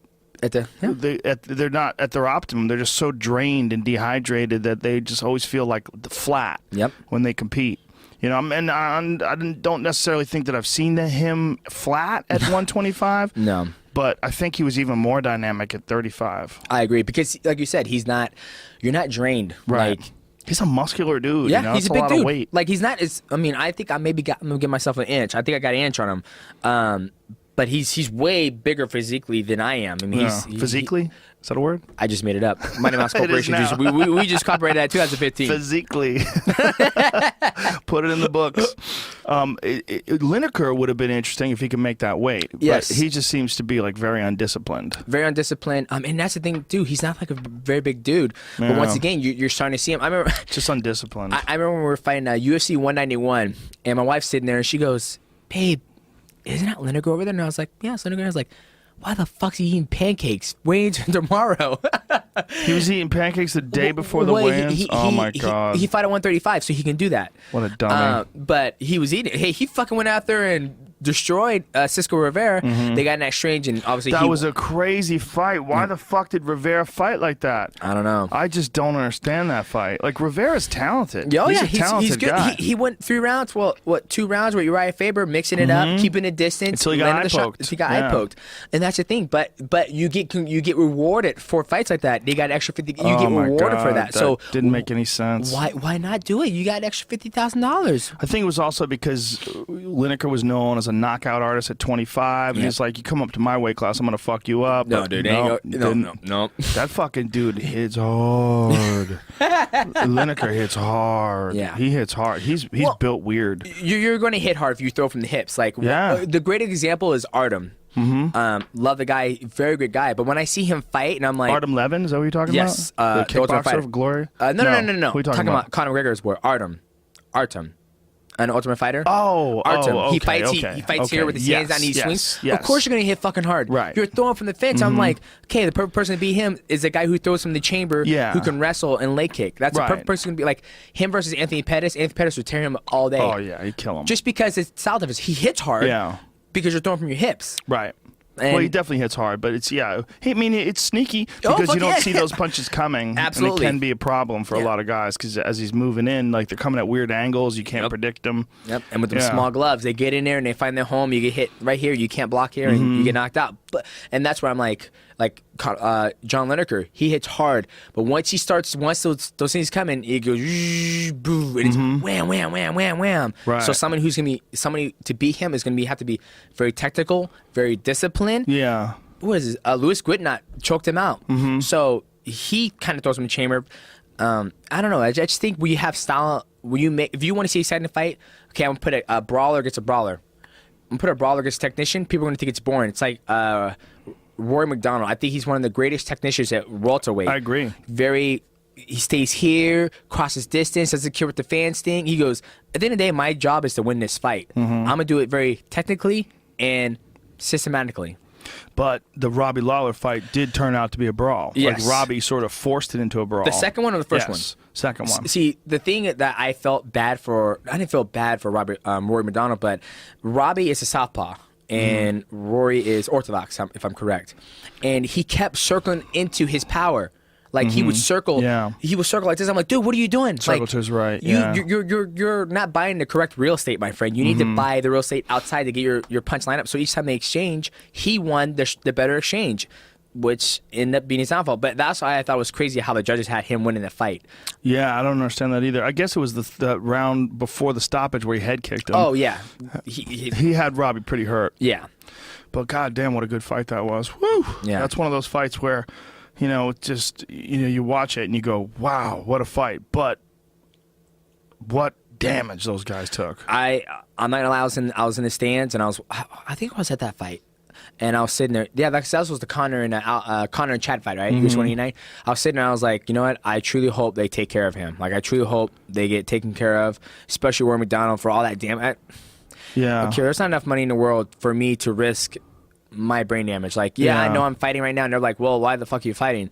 That's why, Matt, he'll look at me. And there's one time I just fucking brawled out. I was like, I'm just fucking go. I'm just gonna just let my hands go. I'm gonna take shots, get shots, have vertigo. And Matt was like, what the fuck were you doing? That was the Ian McCall fight, right? The first Ian McCall fight. Matt was like, what are you doing? I was like, I wanted to stand and bang. I wanted, do the whole thing. He goes, no. He goes, your talents you're gifted. You can switch from aspects of mixed martial arts without missing a beat. That is your gift. Your gift is be fast and not let people hit you. That's what you have. You do it better than I do, and you do it better than Brad does. So we need to harness that. And then when he told me that, and I was like, fuck, you're right. And so that's what I've been doing ever since. And that's why you have not seen me yet. Obviously the first Dotsa fight, I got fucked up, and I was like, all right, let's fix this. Do you feel like you're still growing? You still feel like you're still getting better? Yep. The reason why I say that is because this is the first time out of my camps. Usually I'll let myself, I don't want to say let myself go. I feel like I got fat between camps. But this is the first time between camps that I'm actually lifting heavy. I'm still learning, and I'm maturing as an athlete and as a competitor. I think my last fight against Dotson was the first time I wanted to fight, and I was like, okay, let's see what happens. I shoot. There was no part in the game plan to me pick his leg up and walk him to the cage and punch him and elbow him. We'd never trained that at all. Or me doing this spinning back elbow and hitting him. That stuff I dug up maybe 2 years ago that Matt's taught me. And so Matt is still teaching me stuff that I can use in my fights, and I'm able to implement it in my fighting style. So each time when I look at a fight, I go, okay, I'm fighting this person. I'll get in there and I'll feel the distance, I'll test it, and then I'll be like, okay, let me dig in my toolbox. Okay, this can take care of this. I use it and I try to apply it. If it doesn't work, okay, let me fix 1 second. Dig in there and bring it back up. Oh, this is working. Oh, let me see what. Oh, so that was just complete improvisation. Complete improvisation. And a skill that you hadn't really worked on in a long time. Yep. Wow, that's crazy to do that in a title fight. That's what shows you how comfortable you are too. And that's me becoming more mature and trusting my skills. Like Matt says, my biggest opponent is me, because he goes, dude, you can put people in the fucking Matrix. You realize that, right? And I was like, really? And he goes, yes. And I was like, you do it in here all the time. You can do it. Just do it in a fight. And that's when I was fighting, I think it was Oddbog Tim. He goes, put him in the Matrix. Put him in the Matrix. And I'm like, with them little ass gloves, I'm not comfortable doing it yet, because you get knocked out, and then next thing you know, your paycheck's less, and it's like, oh great, now I gotta survive all this. So I'm hoping one day I can get to that point to where you guys can see where it's like, now that's the fucking Matrix. Does it frustrate you when you look at what you're capable of doing, and you look at I'm not the only one that thinks you're the best pound for pound fighter in the world, but then you see other people that are fighting that don't have maybe the skill set that you have, that just get all this hype and all this attention and the more pay-per-view buys, and do you look at that and go, fuck, what do I have to do here? I'm not gonna lie, there comes a point in time where you get pissed off about it. It's like, not just me, but I think people around me who believe in my skill set. But you can't let that detour you off your goals. Like, I always make fun of people, I always make fun of myself. I was like, if I end up breaking Anderson Silva's record, half the fucking world won't even know who I am. And I always call myself the redheaded stepchild from the UFC, where it's like, they're like, if people in the day, they're like, they come to see Dana White, I'm like, Dana White, we're interested, pursuing your company, can you tell me some of your great athletes? And he'll be like, oh, we have, Anderson Silva, Conor McGregor, and all these guys. And he'll be like, who is, Demetrius Johnson is his name. They call him Mighty Mouse. He has 13 consecutive title defenses. Why didn't you not mention him at all? I don't understand. And they're like, oh, him? Oh, yeah, him. So, I always make fun of myself, like, I'm the redheaded stepchild of the UFC because I don't get the exact same hype as other people, which is totally fine. I'm not out here looking for hype and all that stuff. I'm out here to try to prove that the skill set I bring into the octagon is, if you're going to go in a bar and you're going to get in a fight, you want to bring my shit in there because you're going to get in a fight and you're going to be able to beat this guy up and he's not going to be able to touch you. And you're going to walk out and I'm like, officer, I was not involved in that fight. Look at my face. Why are your knuckles bleeding, sir? They are not. I was cleaning up stuff. So that's why I want to present. And it does not translate well over to the fans and all that stuff, which is... But you finished fights, like you knocked out Benavidez in the first round. You finished Horiguchi with 1 second to go in the last round of a fight you were dominating. You finished Moraga in the same situation, a fight where you were dominating. You still went for the finish and finished him. Yeah. Like, you have exciting finishes. You're preaching the choir, my friend. Dude, I don't get it. I don't get it. Like, and that's the thing too. It's like, eventually, it's almost like eventually they have to... Eventually, hopefully, they'll jump on board. I guess you say. Hopefully, but you know what? No, if it doesn't happen, you know what? I'll keep doing my best and winning, and that's the thing too. Like, each time, it could be my personality. Like, when I come into fights, they're like, "So, Demetrius Johnson, what do you think about this fight?" And I'm like, I think my opponent's a great fight, a great guy, and whether I win or lose, the outcome does not change. I'm never attached to the outcome of my fights, and when I say that, is that when I went against John Dodson, I wasn't out there like, oh man, we're gonna, oh God, that was a great fight, man. Hey, you're not my wife. How you doing, baby? Hey, let me see you twerk. That's not how it goes. Or if I win, or if I lose, that's not how it goes. Like, after I win my fights, I go home, I relax, I spend time with my wife, my children, and then I call up Sean Sherman. I was like, okay, what's next? So you're still you no matter what. No matter what. It doesn't get too high, it doesn't get too low. Exactly, because at the end of the day, there's going to come a point in time I'm going to lose. There's going to come a point in time to where you're not going to call me the best fighter in the world. Like, it's reality. I hope you do. I honestly hope you do. But forever. Like you're in your deathbed, like, you're like, babe, make sure on my tombstone you put the greatest fighter ever, Demetrius Johnson. But it's reality. It's going to happen. There's going to be better Demetrius Johnson maybe 10 or 15 years down the road. So for me, I keep that in my mind, that it keeps me calm. It keeps me grounded. It keeps me humble. That way, when I go out in the fight and, I'm not on this super high, and, if I lose my title and I come back to Seattle and they're like, you got your ass whooped, I was like, yeah, I did. I lost. It fucking happens, my friend. Yeah. It's called sports competitiveness. I don't know if that's a word or not, but I just made it up. Yes, competitiveness is a word. Good. I don't know about that other one, though. What was the other one? Physicality? I don't even know what it was. Physicality is a word. Physically? Physically, there it is. Hey, see, you're going to use it. You'll be like, Joe Rogan, what are you about to say? The physically, what the hell did I just say? I feel like he dominated. Exactly. So, if it was a physically contest. Yeah. Hey, you know what? So that just keeps me grounded. It keeps me humble. Well, that's a very good attitude. It's a very healthy attitude to take. And I think when the highs are very high, the lows, when you don't get those highs, the lows are devastating. Absolutely. I think you see it a lot. I try to learn from the champions of the past and even the present when they lose their belt. And I remember Carla Esparza, we're at Welcome to the Show press conference. And I see her, she's holding the belt like this because she just got it. And I'm sitting there and they're about to square us off. And like, the fucking UFC belt's heavy, and they expect us to carry it everywhere, right? When I see people like Daniel Cormier, he brings his belt around and shows it off. Tim Silva used to go to bars with it. Yeah, exactly, right? I'm at the press conference, I'm like, fuck this, I just throw my belt. And they're like, she's like, oh my, I can't believe you did it. I was like, honey, let me tell you something. The first chance that belt gets a chance to leave you, it's going to leave your ass. And then sure enough, she lost to Joanna Jacek, and I was like, ugh. I should have said it to her. Well, that was a bad fight for her. Yeah. Because she won the title because she won the Ultimate Fighter. Yep. And I love the Ultimate Fighter. It's a fun show. It's a great showcase for up-and-coming talent. But the problem is there's just not enough talent. Yeah. And so a lot of the people that you see fight on the Ultimate Fighter, Yep. they really shouldn't be there. Yeah. No, I totally agree with you. I totally agree with you. I watch some of those guys. I'm like, oh, fucking Christ, who let him on the show? Dana? No, just No, yeah, Dana. I don't know, man. I'm not a promoter. No. I'm the wrong guy for it. I mean, I guess I kind of am in a way when I do those countdown shows and I hype things up. I'm a hype man in a way. But No. You're very knowledgeable in this sport. That's why I respect your insight on fights, and even Matt Hume does, and even Brad Kurtzen does. I think you're not giving yourself enough praise, my friend.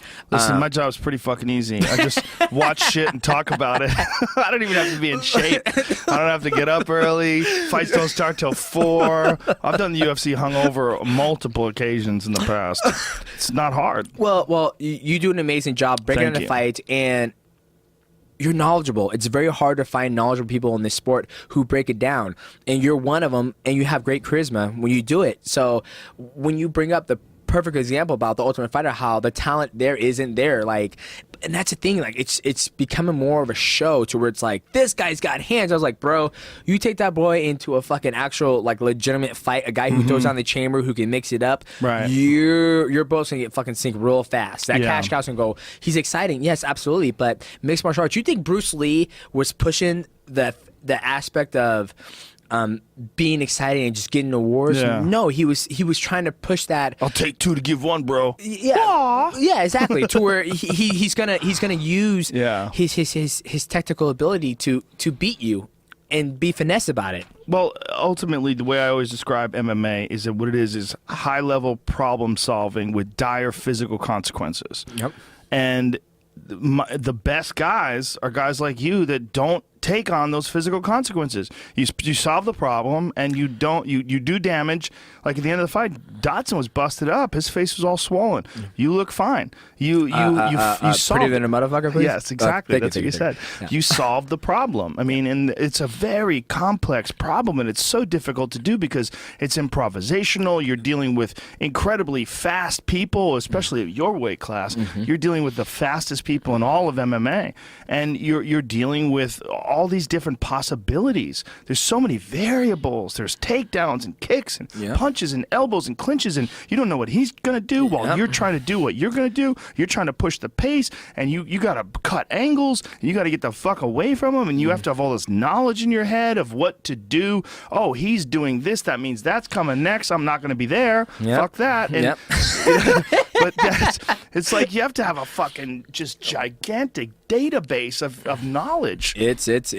It's not easy. I'll tell you that right now. So when you see these guys fight on Tough, and they're like, I'm going to go out there and I'm going to bang, like, oh, God, you're like, this is white belt shit. This is, who was it? A guy he fought Juicy J, and he was like, and he ended up on the UFC Tonight show, and he was sitting there and he was like, yeah, I don't like the lighter guys. They don't do it for me. They just do this. And he goes, I like to bang. And I was sitting there on my couch. I was like, well, my friend, you're going to have a very fucking short career. And a really weird end of your life. Yeah. When you don't know where your keys are. You don't know who your wife is. Exactly. Whoa, is this my house? I'm not sure. Yeah. Let me in. And you know what? At the end of the day, I would like, you know what? You might bonus maybe 10 times. You might have, you might make more money than me at the end of the day. Just because you went out there and you sold shitload of tickets and you got fighting night every single night and all that stuff. But you know what? I want people to, when I die and they dig up, old DVD tapes and they stumble across me and they see me moving. I was like, oh, I want them to be able to sit there and I'm like, holy shit, this guy's moving fast. He's on the other side of the opponent. He's on the other side of the shoulder and he's landing combinations. Holy shit, he can wrestle too. Did he just throw a fucking armbar? I'm like, who is this person? What was his background? Like, you look at Matt Hume and you try to find out who was Matt Hume's coach. Who was Matt Hume's coach? I don't know. I honestly don't know. I'm a Matt Hume fan. I don't even know who his coach is. Exactly. And that's I don't even know who. I know one of his coaches, but he's a great wrestler. He has a very long instinct kickboxing. And when you look at that stuff and you look how good he fought when he fought not Pat Miletich, what's his guy? He's Josh Burnett's coach now. Eric Paulson? Eric Paulson, that fight. And Matt Hume, self-consciously, he tells all the time, he goes, I had to cut him. I knew he was not going to stop because I hit him so hard that I knew self-consciously I needed to cut this man to have this man stop coming at me. And sure enough, he did the knee, cut him right there, and they're like, oh, back in the day, they cut when there was blood because they didn't have, control of all the athletic commission and the diseases and stuff. And they're like, oh, the fight's done. And Matt was like, good. He's finished. And I want people to look back at in my career like, this guy was fucking good. He can do it all. And so when he said that, when he goes, I just don't like the little guys. They just don't do it. I'm like, whatever, bro. Well, people like to say stupid shit like that, but there's also people that are just dumb. There's people that are like, I don't like fine cuisine. I like McDonald's. There's a lot of people that love McDonald's fries. It's my favorite food, bro. Absolutely. I like fucking Big Macs and fries. I like to hit my head against the wall. Yep, there's just always going to be people that have shitty taste. Yep, absolutely. I'm like, you, my friend, have shitty taste. That's what you have. I mean, it's true. I mean, if you can't appreciate a virtuoso at the most dangerous sport, you can't appreciate that because, you just want guys to stand and bang. Mm-hmm.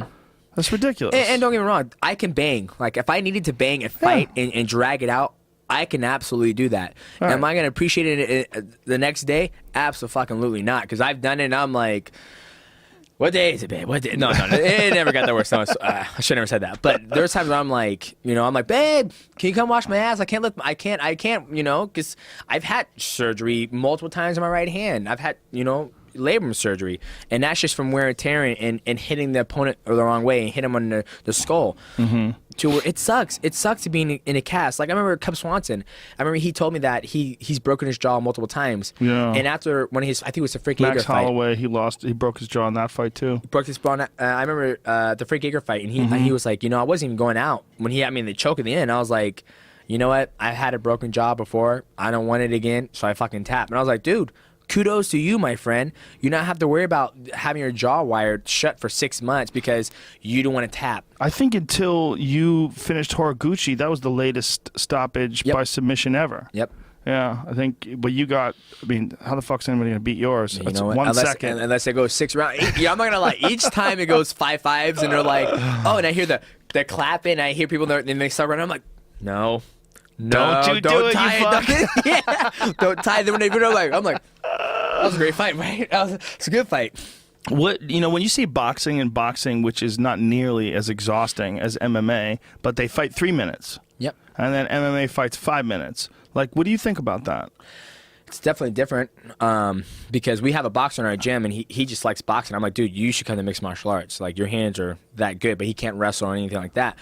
And the stamina he has to throw so many punches when we spar, it's incredible. But when he hits me, it's totally different because when I hit him, I'm hitting him with my body instead of him just like pop, pop, pop, pop. Like, it's not the same. So he's an amateur boxer? So he's an amateur boxer. So he's trying to score. I mean, he's trying to finish, but like when I hit, I'm hitting with my body. I remember they did that sports science, like who hits harder, a boxer or an MMA fighter, to regenerate from our legs. And they are too, but we're trying to, it's just different. So when I'm sparring him, I'm sparring him like a mixed martial artist. Like, I'm moving my legs, I'm switching, I'm about to throw a kick, I'm loading my hips up. It's hard for me to break that habit because I'm trained that way. Like, when I came into mixed martial arts, it wasn't like, hey, you're going to learn how to box. Hi, I'm your boxing coach. Hey, Joey Garcias.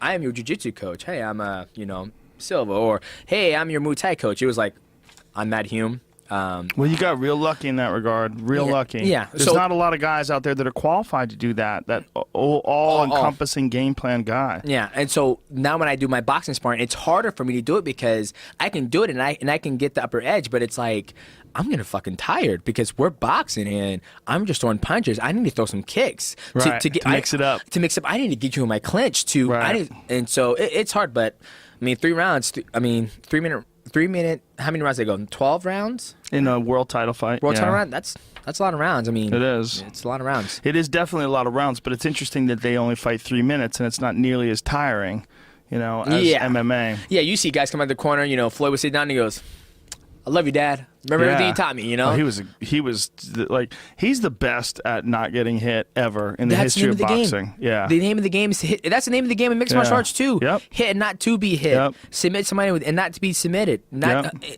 when somebody's idea was like, I need to get fucking hit to be exciting. Well, yeah, I think it came from The Ultimate Fighter. It came from Forrest Griffin and Stephen Bonner. Yep. That fucking fight was awesome. Awesome. But Yeah. not for either one of those guys. Yeah. I mean, Forrest is broken up right now. I mean, Yeah. his body's a mess. Yeah. And, you know, he had a wild, crazy, exciting career, but ultimately you can't use your body like a battering ram. Like if you have a car and it's an awesome race car, but you want to enter a demolition derby with it, that fucking car is not going to last. No, it's not. It's just, there's no way around it. There's no way around it. No, and I think a lot of people are seeing the Ultimate Fighter and they're getting that view of this is what somebody the other day they said the Ultimate Fighter is degressing the sport, and I was like, who said that? I'm not gonna give you his name. Pass that bottle opener, man. Oh yeah, of course. Thank you. He said that the Ultimate Fighter is degressing. Want another one of these? I haven't even finished this. It's we're such deep thought and conversation. Very I deep. can't even Extremely deep. sip it. But he said the Ultimate Fighter is degressing the sport, and I was like, really? I was like, Is that a word? Degress? I'm not sure that's a word. It's I don't degressing. It's degressing. Okay. Degressing? Is that a word It's even? going behind. Yes, it's the goddamn Regressing. word. Okay. Regressing. Regress. Is degressing a word? Jamie, look that shit up. Google it, my friend. Degress? Degress? Well, the sport is. I understand. I understand exactly what Well, you're then there saying. you go. So Sorry. it is a word then, damn Yes. it. Well, physicality-wise, no. Physically, Degression. degression is a word. Oh, Okay. Well, I just do a little mighty spice into it. So I get it. So Mighty it's spice. degression. It's going backwards, and Right. and people are like, and I said, and I was all ears. I was like, explain yourself. I'm like, what makes you say that? And he goes, well, you think people are being on national television on Ultimate Fighter, and they're fighting to get a contract, and they have holes in their game, and they're not fixing those holes before going into the house. Instead of if I that was one of the things I would have a hard time coaching Ultimate Fighter, because I'll dissect a person. I'm like. And I'm like, okay, let me see you fight. I'm gonna go with you. And I'm like, okay, you have a hole here, a hole here. So, are you looking just to fight to make 2 paychecks, 3 paychecks? If so, then I guess you're in the right area. But if you're looking to be a world champion, if you're looking to be able to provide for your family, I mean, I always say all the time. When I was in the UFC, when I fought for the world championship at 135, I was still working a fucking full-time job. And they're like, you're fighting for a world championship. You shouldn't be working. I was like, yeah, because what if I've lost a fight? So now I made what? $14,000. Is that what you made to fight for the world title at 135? Yes, it's all public record. So God damn. and then that's why That's depressing. So that's why I was still working. Even when I fought Yamamoto, I mean, I made my money, and then I was like, hey, every single fight I had in UFC up to the Dominic Cruz fight, when I broke my leg in Miguel Torres, I was like, I was in Vegas. It was almost like a vacation for me. You know, when Matt will call me and goes, hey, the UFC wants to know if you want to fight Yamamoto, I was like, can I call you right back? I need to call work to see if I get a day off, please. Wow. And I will call my boss, Pete Bohockey, and I'm like, hey, so the UFC called. They want to know. What was your job? What were you doing for a living? I work in a paper mill, construction. So we built basically sonic tubes. So and we also built V-boards. So if this microphone came to you and it was in protection, it would be like a V-board that would protect it. And that's what I was the guy who made it. And let's say you needed 2.5 inches or 3 inches, 4 inches, 5 inches, whatever. I would take it, do the math, put it in the computer, and sit there, and it would go choo-choo, choo-choo. And I'll go 1, 2, 3, 4. Okay, there's 10. There you go. And do that all day. And then now I have my phone on me, and Matt will call me and goes, hey, the UFC wants to know if you want to fight. And I'm like, I'll run into the bathroom and like, hey, what's up, man? And he goes, hey, you know, the UFC wants you to fight Yamamoto on February 5th, my debut in the UFC 2011. I say, hey, let me see if I get a day off from work. I'll go into my office and I say, hey, Pete, what's going on? He goes, what's up, DJ? And I'm like, hey, do you think I can have a week off to go fight in Vegas? He goes, yeah, let me see if I can work it out. And then I'm like, all right. Now I'll come out and say, hey, I don't say yes. I don't know yet, okay? And he goes, all right, well, just let me know, okay? And then sure enough, my boss goes, yeah, you get a week off. And I was like, hey, I can go. And he goes, all right, I'll let Sean me know you can fight. That's how it was. Are you still friends with your boss? Yeah, we still hang out all the time. He must be happy. Oh yeah, he said he would fire me before I quit fighting and doing my real job, because in reality that's what's paying my fucking bills. Right. That check was coming every single week. It was keeping the lights on. Fighting was not. So that's why I tell kids all the time, like, man, I want to be just like you. I was like, no, my friend, be better than me. Go to college, get education. Don't try to put yourself in a boat to where this is all you have to do. You need to have, now it's worked out for me where I'm starting to, branch out and try to do other things. But that's how the reality was. And so that's why I worked full time. Well, a lot of people believe that if you have a safety net, you will fall. A lot of people think that it's best to not have anything to back up on. No. You need a fucking safety net in this sport. Even in football. Right. You see it all the time, Like, let's take a good example. Colin Kaepernick. He started out amazing. At one point in time, him and Russell were considered... I don't know who he is. Colin Kaepernick, he's the San Francisco 49ers quarterback. Okay. Very fast. He at one point in time in his career, he was talked about the greats with Russell Wilson. You know who that is, right? I don't know anybody. Okay, well, Russell... The only way I know of a football player is if they get arrested. Oh, okay. Well, unfortunately, so that's totally fine. Or they become like so famous, like they somehow or another surpass the sport. They, you know what I mean? So a good example... they have to eclipse the sport. They have to be like... You have to be like an Allen Iverson for me to know who you are, or Kobe Bryant. So, damn, it's so hard to use it because so basically this guy, he was really good at one point in his career. He was fucking killing it, running fast, outrunning people trying to get him down, and then now he's not doing as well. And so, let's say he made his money in NFL, and let's say he's done. They cut him. You're done, and he didn't have a college education. And he wasn't smart with his money. He would basically become a bum if he wasn't smart with his money. So that's why I always tell people it's good to come into mixed martial arts with a great college education or something, because 9 out of 10 times it might not work out for you. Right. And that's why I like to tell people that. Like, people, they get discouraged, and my promoters are like, dude, you can't, you need to say this that you want to be like Demetrius Johnson. You want to fight like me, absolutely, but you want to make sure you have a college education. It's something to fall back on, and that's what Matt told me. When I lost the title to Dominic Cruz, he was like, I think it might be time for you to go to school, get an education. And I said, hey, Matt, I'm going to tell you straight up, bro, I'll fucking die in a warehouse if I go back to school. And he goes, all right, as long as we're clear with that, because you'll die in a warehouse if you go back to school? No, I'd rather die in a warehouse. You'd rather die in a warehouse than go back to school. Because school wasn't my thing. I just didn't like school. I believe in that if I put 10 years in this job, that I should be well compensated. And you can spend 4 or 5 years in a college education, get your college degree, and you go out and try to find a job, and they're like, no, you're not. I like the Starbucks effect, the Starbucks thing. And have you heard it? No. So sell shitty coffee and push out local shops. No. So it's like if me and you both went to a Starbucks, and if me and you apply for a job, and you're like, I'm Joe Rogan, I have 15 years as a barista, I know how to make coffee from your cappuccino to triple shot or whatever, and I'm like, I have no coffee experience whatsoever. They're like, I'm gonna take you, Demetrius Johnson. And people are like, what? You take Joe Rogan, he has 15 years. And it's like, well, I had to break his fucking bad habits. He's not making Starbucks coffee. He's not making Starbucks coffee the way I wanted it to taste. What fucking habits are you gonna have to break? We're not talking about brain surgery here, people. Jesus Christ. Make me a fucking latte, you freak. So, but that's the Starbucks effect. And I believe in that. Like, I believe that if a person puts his time in, that he should be well compensated, to where that's not how it is in the world nowadays. Or maybe I see what you're saying. I see what you're saying. So, for you, the idea of going to school and putting in all that effort without a definite reward just wasn't exciting.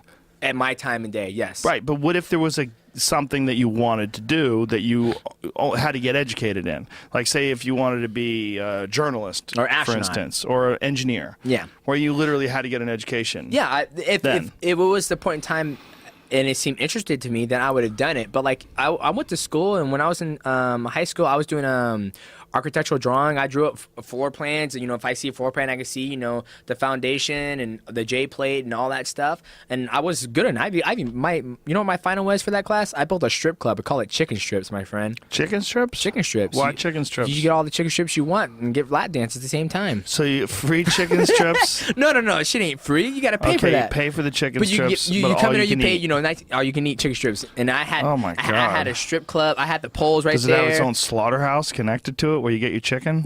No. No, but that was my next move.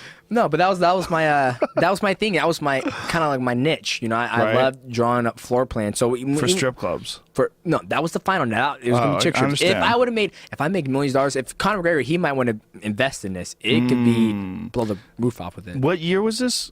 This was in 2005. I think today you probably wouldn't be able to do that in college because the social justice warriors would come down on you for wanting to subjugate women in your horrible establishment.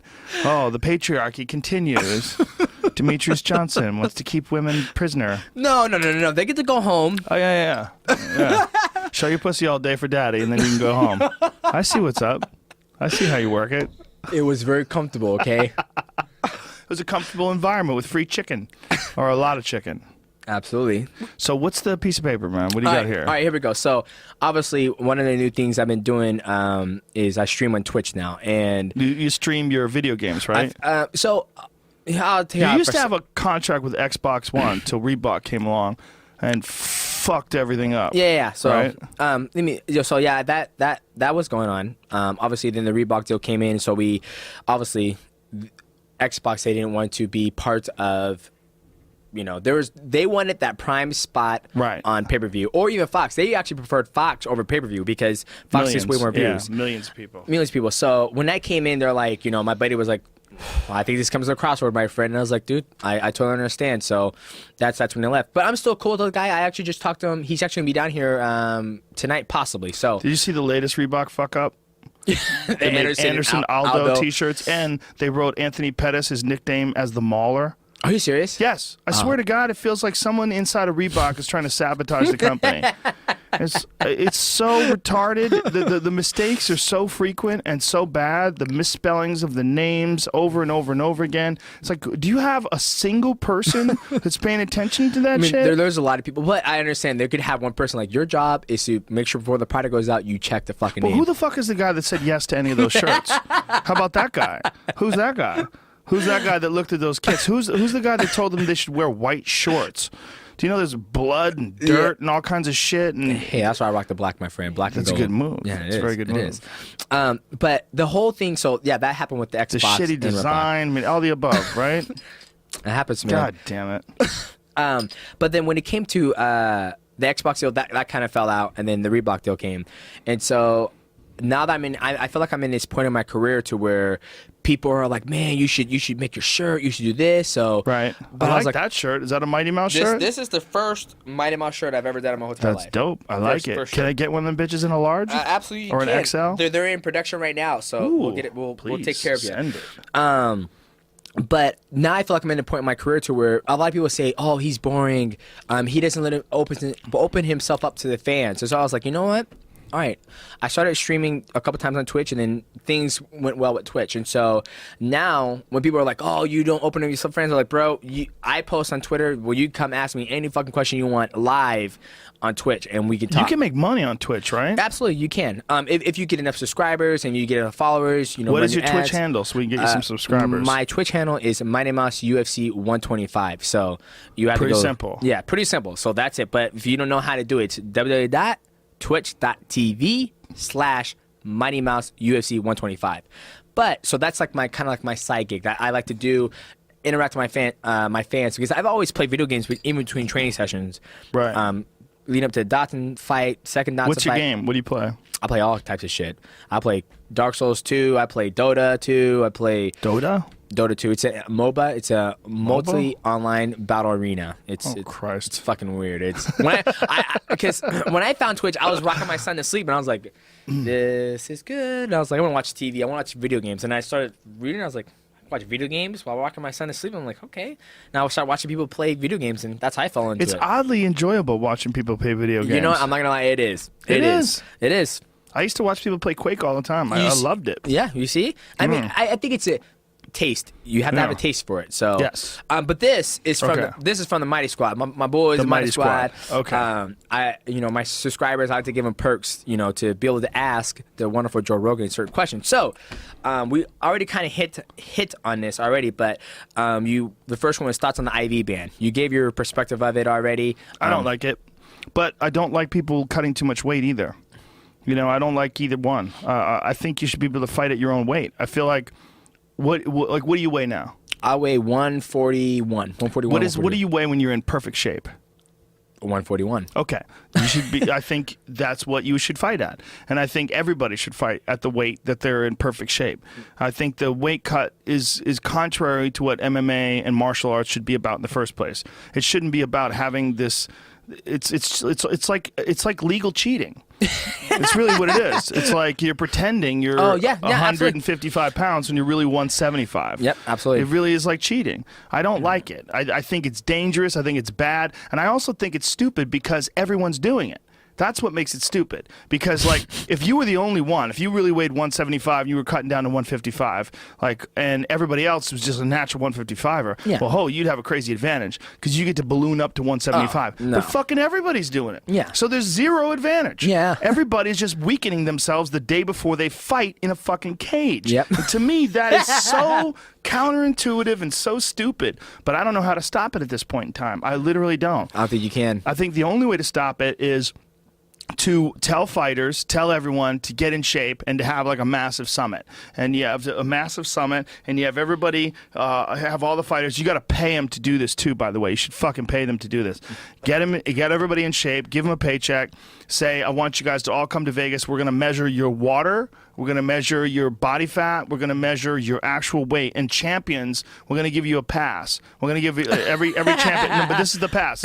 You are still the world title. Like, say if you're the world title holder at 125. If you weigh 141, you still will go into that fight as the world flyweight champion. Okay? And you will compete against people who are also naturally at that weight class. And I assume it'd be everybody in that weight class. I assume it'd be guys like Lineker and Ian McCall, and there'd be a lot of guys that are very similar to you when they're at their optimum weight class. You know, obviously between 5 and 6 pounds or whatever the hell the difference is. And then make the weight classes like that, and take all these guys and whoever it is, like Weidman apparently is getting down to like in the 190s now. Really? That's what I do. 8 weeks out, no booze. Yeah. Cleaned out, no boozing, cleaned up his diet, and he's been really light for this fight.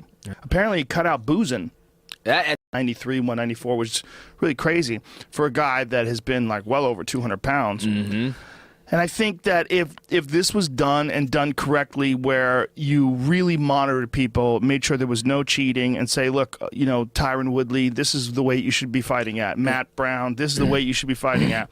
And much more weight classes. Much more. And I think they did it with high school wrestling because they do the hydration test cut.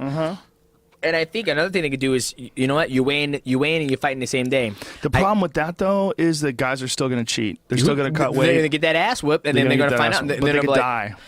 That's her. Well, I was going to say that's our fucking fault. But you know what? It's simple. It's simple. It's like when someone's like, "Oh, I didn't make it." I was like, "Dude, as a fighter, we have 2 jobs: fucking make weight and fight. And if you can't do one of them, then you shouldn't be able to do the second one." So that's why I'm like, I agree with you. I think if they did the hydration test and like, but I think a lot of people, if there was no money on the line, if you were still going to get paid, I think they would be more excited for that. Yeah, I think that it's really counterintuitive to performance. I think when you're asking guys to fight at their best, the idea of dehydrating the shit out of yourself the day before the fight, like Conor before he fought Chad Mendes, he looked like an AIDS patient. Oh yeah. He looked like a guy who had been like on a ship floating in the ocean for a month, just eating his own toenails. It looked fucking horrible. He looked terrible. Yeah. I think that the best way to accomplish that would be to, you know, to have, like, they have this UFC campus that they're building. Yep, I saw it. They need to have like they need to have a comprehensive approach to stopping weight cutting in the sport, and I think one of the best ways to do that is to give guys a lot more options. I think, and Dana doesn't want to do that. He thinks the amount of champions they have is enough, but I wholeheartedly disagree with that. Well, I think they're going to come in more times of how many pay-per-views are going to sell, the money-wise, and all that stuff. Because man, the pay-per-views are going to be good if the fights are good. Oh, that's true. Yeah, that's right. When fights are good, pay-per-views are good. But people like watching fights. They don't give a fuck if there's, it was all better when you had 8 champions. Just shut the fuck up. Yeah. It's good when there's fights. The fights are good. Yeah. You know, it doesn't matter what weight class, and when you have 85 to 205, you got a fucking problem. When you have 205 to 265, that is a you huge got a gap. giant problem. Yeah. Those are two giant problems right there. 20 fucking pounds is 20 T-bone steaks.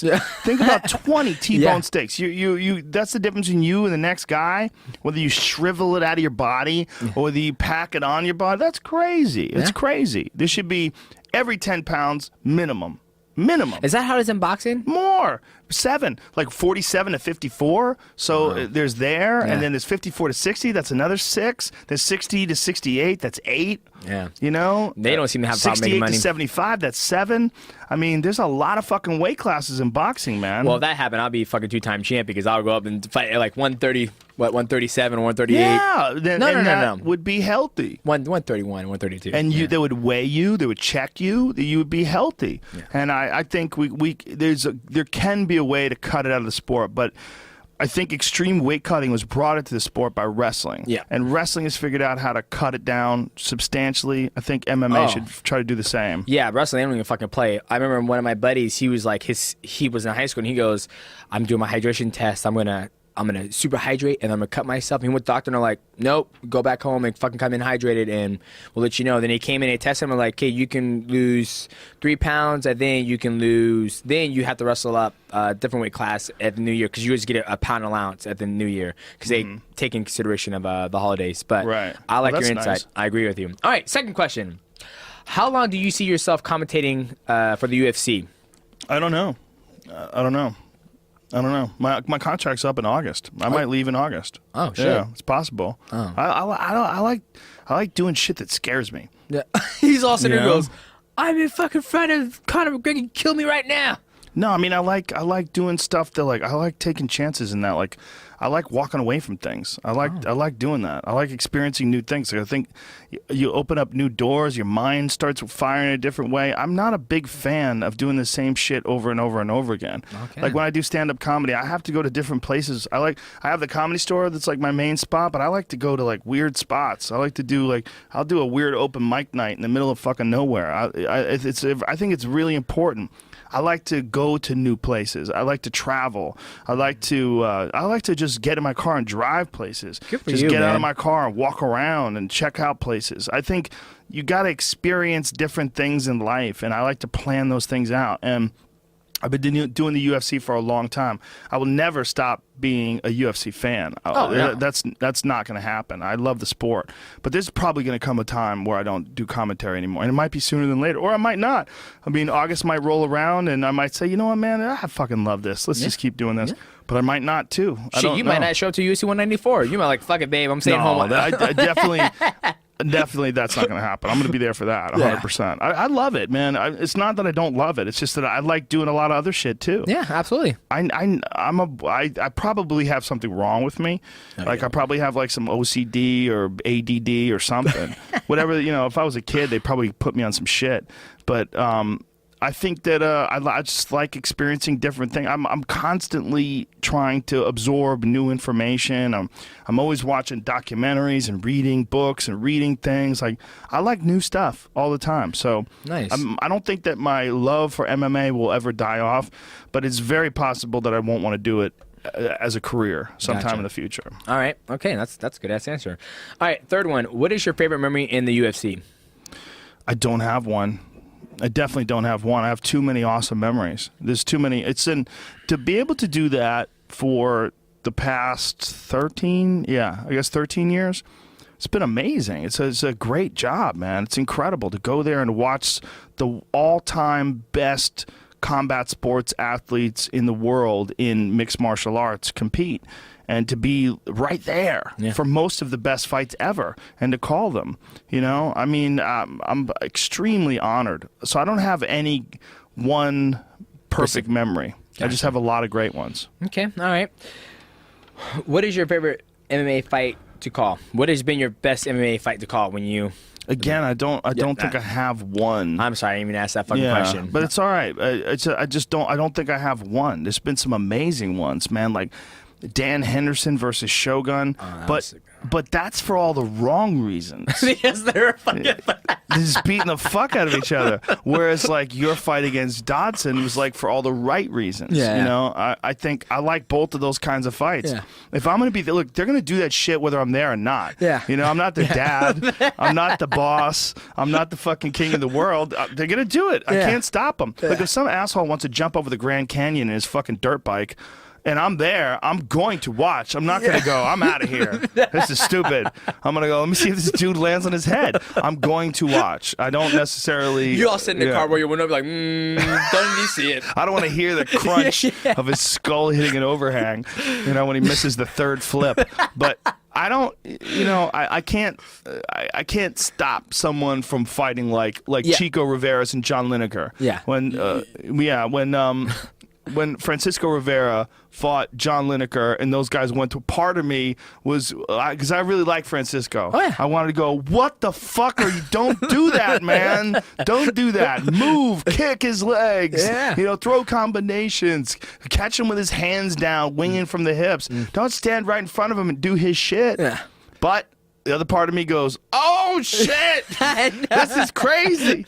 I mean, part of me loves it. Part of me loves it, and part of me, the part who appreciates an artist like yourself, I don't like it because I don't want more people to emulate that, because I don't want to see more people all fucked up. Yeah, absolutely. All right. Faber versus TJ Dillashaw. Faber versus TJ Dillashaw. Man, there's a lot of emotions involved with those two fight, huh? I don't know. I'm very torn on that. I like both of those guys, but I'm a big fan of loyalty, and I do not like when someone just gets up and leaves a camp that has been so good to them, like Alpha Male has been. But I also feel like with a guy like TJ, he had this deep connection to Dwayne Ludwig. Yeah. And Dwayne Ludwig has done some incredible shit for his career, without a doubt. No doubt about it. And I think Dwayne, I've worked with Dwayne before, and I've watched Dwayne train fight. I watched Dwayne train TJ. I've watched him work with Brendan Shaw. He's held pads for me and gone over his philosophy, because I was like, well, tell me what you teach guys. How do you do this? How do you set things up? And I'm very impressed with he's completely fucking crazy. Yeah. But in the best way for a trainer, because he's obsessed. Like the day that TJ fought Barao, I had lunch with Dwayne, and it was hilarious because it was me and a bunch of my friends. We're all sitting down in I don't know, was it MGM or Mandalay Bay, whichever one. But we're all sitting down having lunch, and TJ didn't give a, or Dwayne didn't give a fuck who else was at the table. All he was like, basically what's going to happen is this is the way it's going to go down. Yeah. He's like, Barao always has a tendency to lean to his left. As soon as he leans to his left, TJ's not going to be there. He's going to be to the right. He's going to, the overhand right is going to be a big key to this fight. And he's rattling off things. I'm trying to keep up with him. I'm like drinking coffee just to try to keep up with his words. But he's obsessed. He's obsessed with making guys better. And I think TJ recognizes that. And I think that personality-wise, Dwayne and Faber just did not, it just clashed. It didn't work out. Depends on, I like Uriah a lot. I think Uriah is awesome. I love him as a person, and I like Dwayne a lot. So I don't know who the fuck is right and who the fuck is wrong. I literally have no idea, right? So I don't know what really went down, but I know it didn't work out. But I know that for Danny Castillo, and I know for TJ, having Dwayne coach them has been a huge benefit.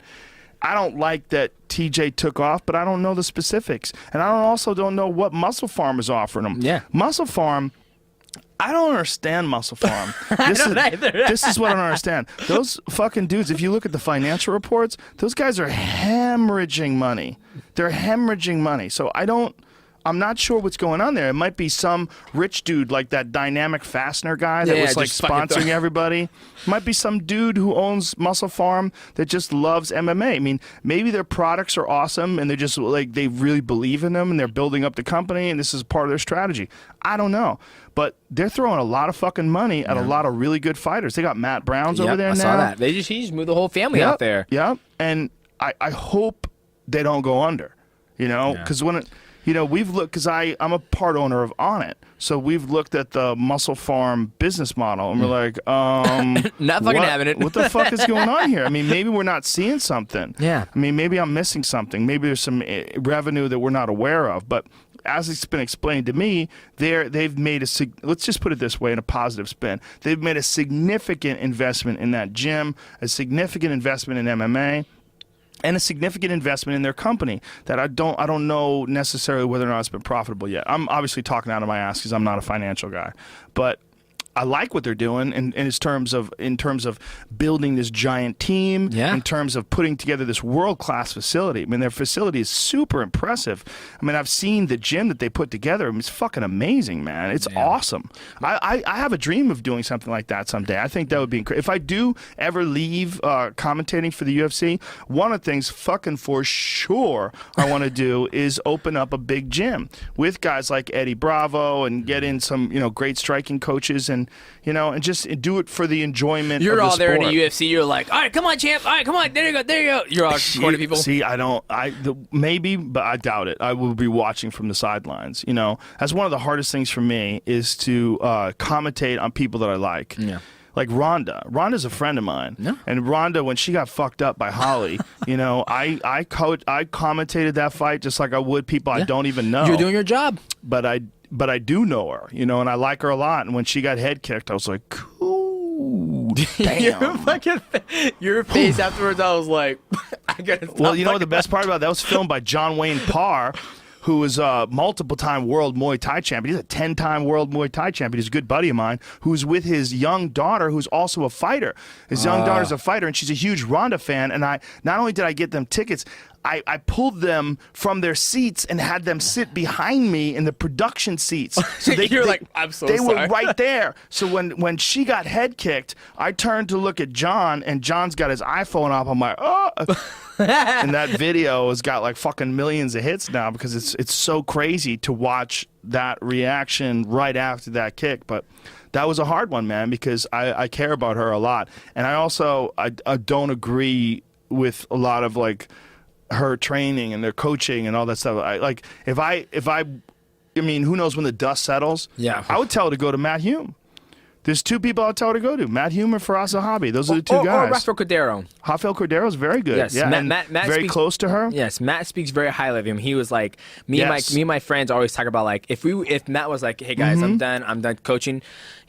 We were like, where would you go? And I was like, it might be Rafael Cordero. I heard they spar pretty hard there, so they got a lot of injuries. So, but I'm like, hey guys, can I just train here? I don't want to spar hard. I told people, I was like, dude, I don't need to spar hard. I was like, I'm pretty sure when I get in the octagon, I'm gonna pull the fucking trigger. You ain't gotta worry about that. Don't worry about that. You've been pulling the trigger for a long time. But it's like, that's that old shoot the box style. Yes, those exactly. old habits die hard. Yeah. Those guys used to beat the fuck out of each other for puppies. I know. You ever heard that story? Yeah, I did with Silva and Shogun. Shogun and Vanderlei Silva, they brawled over a puppy, and whoever could knock who out. Like Shogun apparently had a puppy for sale, and Vanderlei didn't want to pay as much as Shogun wanted for it. So Vanderlei said, if I knock you out, I don't have to pay, but if you knock me out, I'll pay. Yeah. And Vanderlei knocked him out. When Shogun woke up, Vanderlei was holding his puppy. He was like, you see my friend. That's some cold shit. Yeah. But I'd also think there was a lot of ignorance involved. Yeah. And I don't think they understood head trauma. Yep. And I think there was a point in time to where now I think everybody's starting to understand, like, that's the thing about the Tito Doshal thing. I totally respect what he did where he was like, I need to go to be with somebody who's going to put 110% into me, and that's Dwayne Ludwig. Yes. Team Alpha Male, they've done an amazing job and still doing a good job trying to keep that team together, but at the same time, this is a business. We're all trying to make money. At the end of the day, you're right, Faber, he's taken care of, regardless if he ever becomes a champion or not. He's did it. I told you right, Faber, in his face, I was like, dude, you might never be the champion, but you'll probably be the most lucrative, successful 135-pounder to walk this earth. Well, he's a very smart guy business-wise too. He's really good at flipping houses. Yep. He owns a few houses, buys them and sells them. He's just a smart dude. Yeah. Very, very clever guy. And I think with TJ, he saw that if he went with Dwayne Ludwig, which he should, because Dominic Cruz ain't no fucking joke, that he is going to be able to keep on being 5, 6, 7, 8, 9, 10 title defenses down there. Maybe, but here's the counter to that was like how good he got was sparring with Joseph Benavidez, sparring with Chad Mendes, sparring with Lance Palmer, sparring with Cody Garbrandt. You know, being in the gym with those fucking monsters that are his weight class every day. Yeah, that's also a big factor. Yeah, that's true. I think the combination of Dwayne and them was substantial. He can try those tools out on them. I just don't think fucking whatever the reason they couldn't work. Well, you know, there's nothing perfect in this world, you know. Well, I have to say my favorite quote by TJ Dillashaw was like, "Shit, Team Alpha they even got a fucking physical therapist." I was like, I don't have a physical therapist. Physical therapist. Muscle Farm's taking it to the next level. All right, number 6. How did you get into broadcasting for the UFC? Dana White talked me into it. I have no desire. Really? Zero desire. You're like, dude, I watch people eat shit for a living. Well, before that, I worked for the UFC. I worked for the UFC in '97. Oh. I worked for the UFC in 1997, UFC 12. Okay. Not 2012. 1997 in Dothan, Alabama. It was the first UFC where they were supposed to be in New York. They're supposed to be in Buffalo, and they moved it down to Dothan. So I did that, and I did it for about 2 years. Then I decided to quit. And when I decided to quit, and I was very content not doing it, and I was excited when Zuffa purchased it. And so then they had their big pay-per-view event before I started working for them, where Tito Ortiz fought Vladimir Matyushenko. It was right after September 11th. It was a big event in Vegas, and me and Eddie Bravo went down for it, and I became friends with Dana White. And you know, Dana and I, we just talked about fights. We would get together, and you know, he knew me from Fear Factor, and that's how they were trying to get celebrities to come to the fights, and so they would give you tickets and shit like that. And I was just telling him, like, what about this guy? You know about this guy? What about that guy? You ever see this guy fighting? You ever see Shudo? You ever watch Shudo? You ever, started rattling off all this different shit. And he was like, I need you. So he started going, why don't you do commentary? And I was like, fuck, dude, I don't want to do commentary, man. I'm busy, man. I heard you stand up. I'm ready. I had 2 gigs back then, too. I was doing the UFC, or I was doing Fear Factor, and I was hosting the Man Show, and I was doing stand-up comedy. So I've always done like a gang of different shit, you know. I was always just I don't know, there's the OCD part. I was just really, and so then Dana asked me to do it. So UFC 37.5, which was I think in 2002. That was my first ever UFC that I commentated on. It was Chuck Liddell versus Vitor. Oh, wow. Yeah, and it was on Best Damn Sports Show. Remember Best Damn Sports Show? Yeah, I do. Yeah, they had it. They aired the UFC on Best Damn Sports Show, and so I watched. I commentated on that, and then Dana tried to get me to do all of them, and then I said, no, listen, man. I go, you know, how about this? I go, I'll do some commentary. I go, just get my friends tickets to the fights, and I'll do commentary. So that's what we like. The first, I think, like 10 or 15 shows, I didn't get paid at all. Wow. I didn't even ask for money. That's good. I didn't want any money. I go, fly me out there, get my friends tickets. So, you know, like Eddie and a couple other my buddies from jiu-jitsu, we'd come and they were fans. They would sit in the front row, we'd watch the fights, and then afterward we'd go eat steak and relax and have a good time. Like, fucking take care of my boys. Yeah, this is fun. We had a good time. Yeah. You know, it's like, this is great to be able to,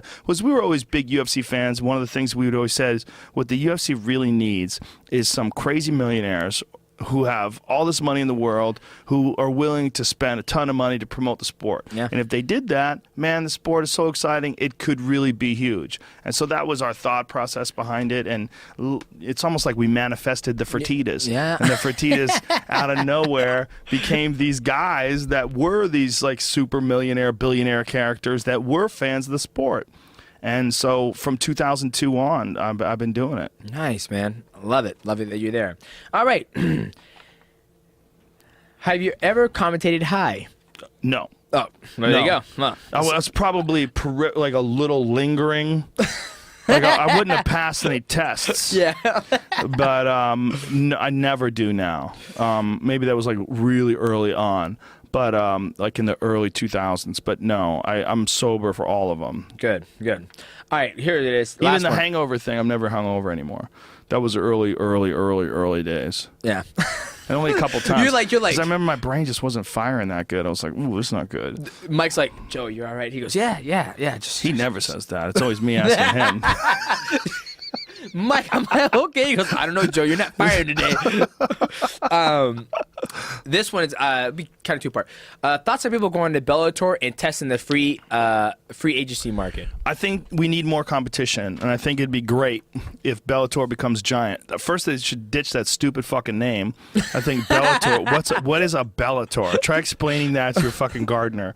Try explaining that to your boss. Yeah, like, we're watching Bellator. Is What's that a new Bellator? It's like MMA. What is MMA? It's like the UFC. Oh, okay. Yeah. Nobody knows what the fuck that means. They should call it Spike TV Mixed Martial Arts. If they were smart, they would just call it Mixed Martial Arts. When you watch boxing, you don't give a fuck if it's Don King or Bob Arum or Golden Boy. You know, it's boxing. It's boxing, and that's what MMA should be. I mean, right now we've got this NFL situation where, like, when you watch football, you really watch the NFL. There's no other options. You got Canadian football, which is fucking ridiculous, right? Or you've got the NFL. That's it. Yep. And that's the situation right now we have with MMA. Even though I work for the UFC and I love the UFC, I don't think that is a good model. I don't think it's a good model for the athletes. I think the best model for the athletes is the model that boxing has. And that's why when you look at how much money the top boxers make, the difference between how much the promotion makes and how much the athletes make, it's sided more towards the athletes in boxing than it is in MMA. And I think with a company like Bellator, you know, they're backed by Viacom. Yeah. And I think the good thing about something like Viacom is that Viacom is this multi-billion-dollar, huge multimedia company. The bad thing about it is they're a business, and they're not in the business of MMA. Like the UFC, Dana White and the Fertittas are huge mixed martial arts fans. They love the fights, and they have no plans on bailing on the UFC. It's a very profitable venture. They make tons of money. It's a huge success, and they built it to be that giant success. So they deserve everything they get. Viacom does not feel that way. Yeah. Viacom is in it to win it. They're in it to make money. And the moment it stops making money, they're going to cast it aside the same way they did Glory. They got rid of Glory. That's right. That's right. That was a huge fuck up on their part. That was a gigantic fuck up. Because, first of all, high-level kickboxing is some of the most exciting shit you could ever watch. Yep. It's super, super exciting.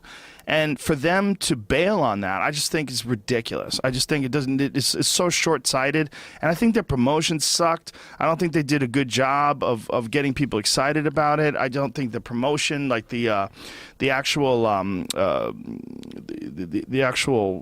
the way it was produced, the production of it was that good. It's just like what you have is an amazing product. You got Nikki Holtzkin, you got, you know, Joseph Valtellini, you got Raymond Daniels, you got all these wild ass kickboxers, you got Rico Verhoeven, you got amazing, amazing talent. You just got to figure out how to promote them. Put the fucking money in, make that money.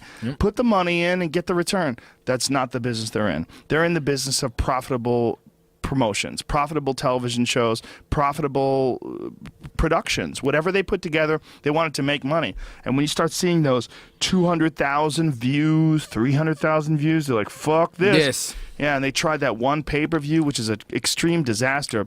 I remember that one. So poorly planned. So poorly planned. First of all, you don't have a fucking pay-per-view where you show them hours of free shit first, and then you make them watch the pay-per-view. It's like, that's what the UFC does, dummy. Yeah. But the UFC is an established brand, you fucking idiots. When the UFC does it, it's an appetizer. Yep. They're building it up. They're getting your lips wet, and you're like, fuck it, we're in all that. We're ordering pizza. Yep. We get the beer out. We're fucking doing this. Yep, We're doing it all night. Yep. I think they tried to emulate that model, and it's not smart. Boxing doesn't do it that way. No. Nobody else does it that way, and I don't think they should have done it that way. And I definitely don't think they were ready for pay-per-view. I think that cost them a lot of money, and they started going deeper and deeper into the red. Yeah, I agree. I always think it's good to have good competition because it makes people decide after their contract is up with the UFC or Bellator or other places, then they can decide on, hey, like what Gilbert Melendez, he tested the market for Bellator, and from the word on the streets that he got a good deal with the UFC. So I think it's good competition. I think it is good competition. I also think that it would be great for everybody, including the UFC. I think that if the Bellator promotion really kicked it into gear and started putting on really high quality shows with guys who you look at them like, say if John Jones was over in Bellator, if John Jones left and went to Bellator, good fucking googly moogly, started smashing people, and then Gustafsson went over there, or a couple other guys go to, that would be giant, and it would force everybody to rise up. Oh, yeah. It forces everybody. Yeah. Even if Glover, someone who's like a real top 10 contender, Glover Teixeira. Or Ben Henderson. Ben Henderson. He might. Yeah. Look, Ben Askren, to this day, I'm pissed that Ben Askren was never signed by the UFC. I think that's a disaster. Well, Dana White rather watch two flies fuck over shit than watch him wrestle. I don't understand that. That's not how I look at it. The way I look at it is like you've got the sport, which again I call high-level problem solving, right? That's what MMA is. Yeah. And then you got this guy who's just this giant problem. Yeah. He's such a wicked grappler. Yeah. He's so good. And people go, oh, he's boring. Like, not to me. Not me. Not to me. How do you solve this problem? When I watch Fire, I'm like, hang on, let me sit back and watch this again. Hang on. What? How about this? Watch baseball. That shit is so fucking boring. I can tell you what, and millions of people watch it. I've had sweets, unlimited drinks, unlimited food. You know what I did? I fell asleep. And you know who was right next to me sleeping? Joseph Benavidez, my friend. Me and him were out in Toronto. Just of course. Well, you guys are tired from training. Like, why would I waste my valuable mental and physical resources staying awake for this shit when I can just recover? Fuck this. And you look over at him. He's sleeping. Fuck, I'm asleep too. Exactly. Yeah. I gotta get a couple selfies real quick. Then I'm going to bed. Yeah, get a couple selfies with him blacked out.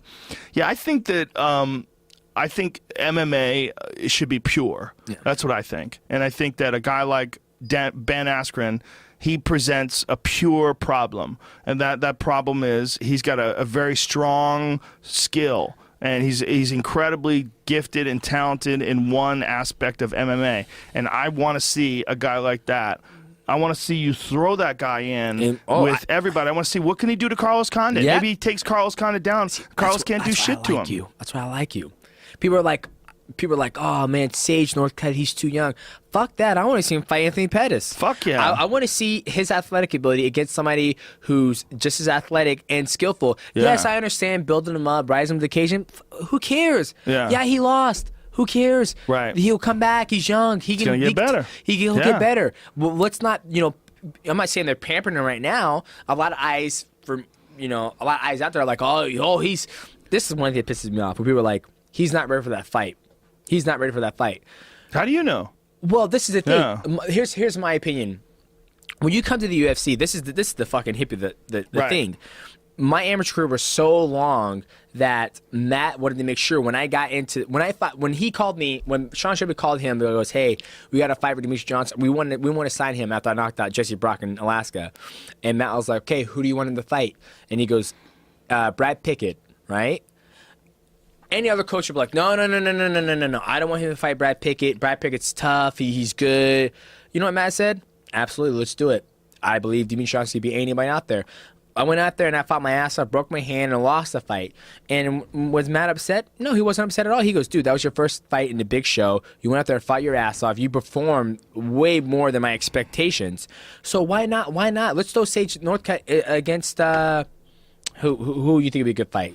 Well, I don't know, but I mean, here's a counterpoint to that. The counterpoint to it is you look at a guy like Mayweather, who was an Olympic star, went from that to enter into MMA and was slowly built up. Now here he is, 49-0, supposedly retired, but we both know that's bullshit. He's gonna fucking get back. He'll be back in April when they build that huge stadium in Vegas. Oh, yeah. That's what I guarantee you. Yeah. I'm gonna predict it right now.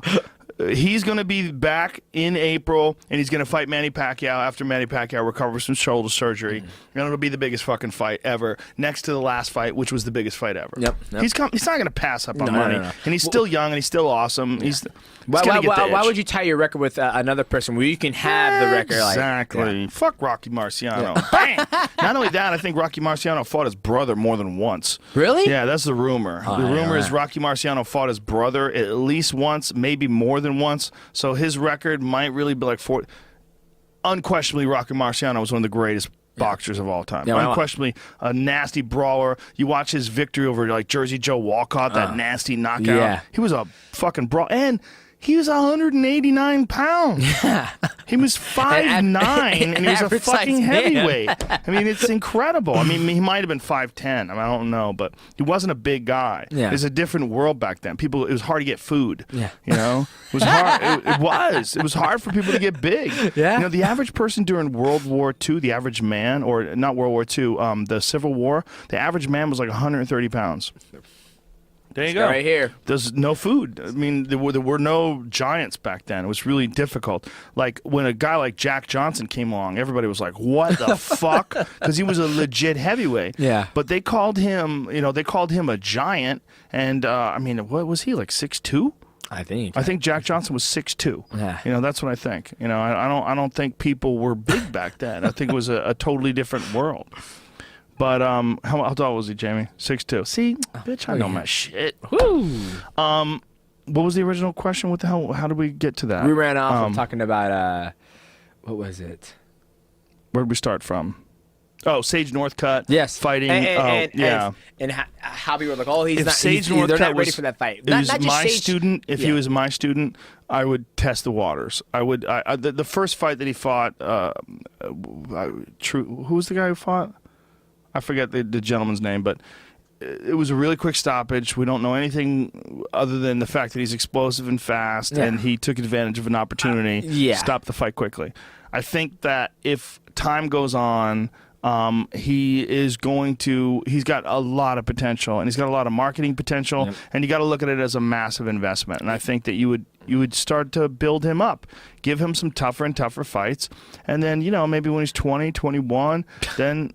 Well, he's 19 now. I like you said, when he's 20, 21, I'm like, fuck, I didn't get into UFC until I was what, 24? 24? That's still perfect. I think I think Matt Hume is like one of the best and smartest trainers and strategists. So I think his movement of you and getting you into position was perfectly orchestrated.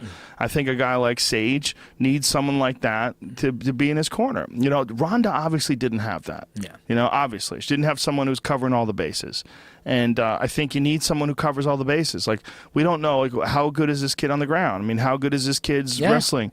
What does it look like if he gets in there with a guy who can take him down at will? Have him spar with a guy like Askren. Let's see what happens. Yeah. Let's see what happens if he wrestles with a guy like Askren. Askren just breaks him. He's like, I call this the blanket. Ugh. Yeah, exactly. I call this to smell my balls. I'm going to fucking ride your face. Yeah. What are you going to do? Try to get me off? And I think that's get me off of you, I should say. I think a guy I think you need to be exposed to all these different styles to find out where are the holes. Where's the holes in your game, and not wait till you get to the big championship, right? And then you get falter. Head kicked. Shit happens. Okay? Exactly, it happens. But it happened the first time she fought a real kickboxer. Yes, yeah. Totally agree. That makes more sense. I remember Edmund telling me that he had a background in Taekwondo, and he can't kick Ronda, and no one's going to be able to kick Ronda. I was like, you're like, Edmund. I was like, okay, Edmund, what the fuck happened? You said you.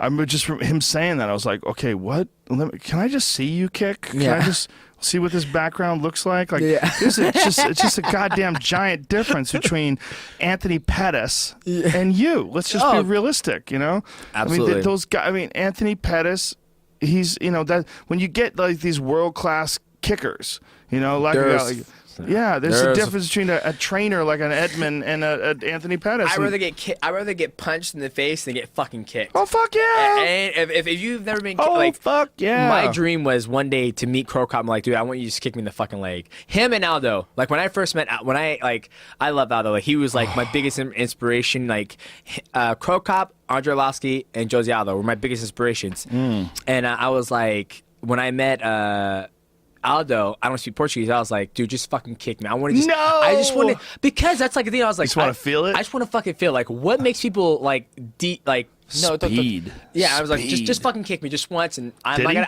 have to. I don't speak Portuguese. So or even Crow Cop. Like I've never met him before. God. You don't want that guy kicking you. I was like, dude, just kick me. But Matt was like, dude, it's easy for Crow Cop kick. He weighs fucking. He fights a heavyweight. He goes, a heavyweight can kick. They just gotta throw their fucking leg on you, and they're kicking. So those were always my thing. Like I want to get fucking kicked by those guys. His highlight reel of KOs, that left high kick. Oh yeah. It's like no one else ever. Nope. That Vanderlei one. Oh. When he flatlined Vanderlei. Vanderlei just collapsed in a hump. Yeah. Oh my God. God damn, he was badass in his day. Yeah. So, I don't know. The original question was. That's my answer. I love the answer. I love it. Is that it? Is that all the questions? That's all the questions. They had a those are lot of good. jackass questions, and I'm not about bringing jackass Whose stuff. dick would you suck if you had to stay alive? If you were at the bottom of the ocean and someone's dick contained oxygen, who would it suck to get up there? Would you do it? Yeah. There's the internet is amazing in that anybody can talk. But it's the pros and it's the cons of it. You know? But ultimately, it's pro. There's been times I just want to. It's actually I've gotten a lot better. Like I won't even go on MMA. I won't go on any MMA sites anymore. Just won't. I'm like the only reason I'm going to go on Twitter is if I'm looking for something or if I'm going to post something about me. Coming on here or stream or anything like that, because a lot of people they just talk shit. And it's like stop talking shit. Well, you also have to think about it this way, and they should probably think about it this way too. Like, what are you doing? Like, if you're going online, like, I'll look at someone. Sometimes someone will talk shit to me, and I'll go to their Twitter account, and I'll realize that's all they do. Yeah, that's all they do is talk shit to me. Yep. I look at their Twitter account. I'm like, you need to get someone's help. Yeah, someone needs to talk to you. Like, your fucking whole Twitter feed is me. You're telling me I'm a loser, but I didn't even know you existed until 2 seconds ago. Yep. And apparently you've been tweeting me for a year. Like, that's pretty fucking crazy, and it's not healthy, man. But sorry, I just found you. Sorry, it took me this long. But to say someone's not shit, like to go to your Twitter, Demetrius Johnson, you ain't shit. Nobody likes you. But what about you, bitch? Yeah. You know me. I don't even know who you are. You're not even a person. You're an egg. You're an egg-shaped avatar on Twitter with a fake name, and you're thinking about me. Yep. Why are you thinking about me? Because I've actually gone out and done something. Absolutely. You know, and that's what these people don't understand when they're talking shit to you and they're attacking you and trying to get your attention. Like what you're doing is you're showing the flaws in your plan of life. Yep. Your plan of life is to shit on successful people and not become successful. You've taken all this energy and turned it into hate and just hoping someone falls, hoping someone gets Ronda Rousey'd, you know, like, yes, I knew she was nothing. I knew it all along. Yep, I mean, there's so many people that love that. They love when someone falls. And what they really love is someone that no longer makes them feel like shit because of their accomplishments. Yep. That's what they really love. Totally when they agree. watch someone fail, they don't necessarily love failure. What they love is they've been alleviated of that feeling of inadequacy. That's what they really love. And they get to attack. Yeah! Now I get the green light. Yeah! It's like when someone loses, when they get knocked out, it's like a starter's pistol for cunts. Yep. Pow! Go! You know, like they just fucking go, man. They just run and start. But they don't understand that it's bad for you. It's for them, like you. It's not good for you. It's not healthy. It's not smart. You're wasting all that time hating on people and shitting on people. Like I saw this guy the other day who was shitting on this fighter. And I went to his Twitter page, and his Twitter page was completely dedicated. Like the name of the Twitter page is dedicated to shit on this fighter, and all the tweets. And like someone called him a troll. And he's like, "I'm not a troll. Trolls hit and run. I'm here for the long run." You're gonna get fucked up like that guy who Josh Neer did. That's what's gonna happen. Yeah. Or Deontay Wilder. Did you ever see that? Deontay Wilder beat the fuck out of some guy. Some guy came to his gym, and Deontay beat the fuck out of him, knocked him down, or hit him when he was down. I mean, this guy was like not even a big guy, and he's in there sparring with. I think he hadn't won the heavyweight title yet, but I mean, he's the heavyweight boxing champion, one of the heavyweight boxing champions, next to Tyson Fury. I don't know what, that's the other problem with boxing is it's so fractioned because there's so many different, like Bellator will say the Bellator world title. Well, for a fact, if Bellator puts on a 125-pound title fight, that shit is not for the world title. No, right? There's one world. What do you got there? Oh, go ahead. Go take a leak, man. He had to make us. He's holding it in so bad he's limping. That's hilarious. Ladies and gentlemen, Mighty Mouse Johnson, he wrote on a piece of paper, "I need to piss." We're going to auction that off on eBay. If you'd like to get in on that. Why he's peeing, let me tell you about some shit's coming up. Next Wednesday, there's a show at the Ice House. Al Madrigal, Tony Hinchcliffe, Greg Fitzsimmons, and probably more. These shows sell out pretty quick. It's a 10 p.m. show, and it's $15, and it's next Wednesday at the Ice House in Pasadena. Then December 11th, there's a big show in Vegas at the Ka Theater with Joey Diaz and me. And Joey Diaz is on fire. He's on fire. Last night, I've never seen anybody funnier. Last night, people were crying, like tears. He's got, I don't even say what the bit's about, but goddamn, he's got this bit. I'll say it's about eggs, but it's not. It's about life. I got a bunch of other shit coming up, too. I'm at the Beacon Theater on January 29th in New York City. Tickets, the pre-sale went on sale today. And then Boston, we just added a third show today. I do 2 shows sold out at the Wilbur on Friday and Saturday night. We added a late show on Friday night. We'll probably add a late show on Saturday night, too, because that's my hometown. And he's back, ladies and gentlemen. We are Perfect back. timing. I'm fucking feeling refreshed. So, here's another Dude, question. I got a bladder, man. I can't even pee right now. I can hang in there. It's because you go hunting. That's why. No, it's because of doing this podcast. That's what it is. It's just my bladder grew from doing this podcast. From 6 years of doing 3-hour conversations. That's amazing, by the way. I just keep. Like, I had 2 beers. I had a coffee before I got here. Here's a quick question. What are your thoughts on do you think Ronda Rousey should do the rematch with Holly Holm right now? No. Who do you think she should fight next? Well, I don't think she should do the rematch right now because of her head. Well, not I think that. she experienced some significant head trauma in that fight, and I think anybody that says any differently is an asshole. Yeah. That's what I think. I really do. Yeah. I think traumatic brain injury is something that has gotten me more and more concerned over the last few years because of talking to doctors. I've had this one doctor, Dr. Mark Gordon, who works with a lot of soldiers, football players. He's worked with some combat sports athletes as well, and where he relays the issues with traumatic brain injury, the damage to the pituitary gland, the damage to your body's ability to produce hormones, depression, and all the issues that come along with concussions, and how those are exacerbated by ignoring them or by trying to work through them or by getting injured again close to the concussion, which makes it way, way worse. When I look at guys that have had to exit the sport, like TJ Grant, who's about to fight for the title. Oh, yeah. And had to get out of the sport. Like he's in a mine now. He works for a mine in Canada. And I just think that traumatic brain injury, although I love this sport, is one of the most overlooked and more dangerous aspects. Now, you don't hear guys like Dana talk about it, and you rarely hear people talk about it outside of someone like me because they're promoters and because that's their bread and butter. That's their.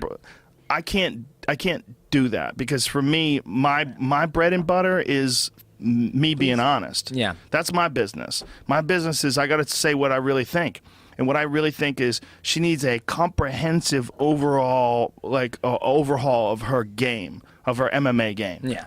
I think she needs to look at like how she's preparing, and she needs to take into consideration all the problems that were exposed in that fight. And she needs to reassess and readdress. And I also think she has too many fucking distractions. I think she has too much going on. She's doing a Roadhouse movie. She did the Entourage movie. She's doing, who knows what fucking movie contracts and scripts, and her phone's probably blowing up all day. That's all fine when you're fighting Betch Kohea.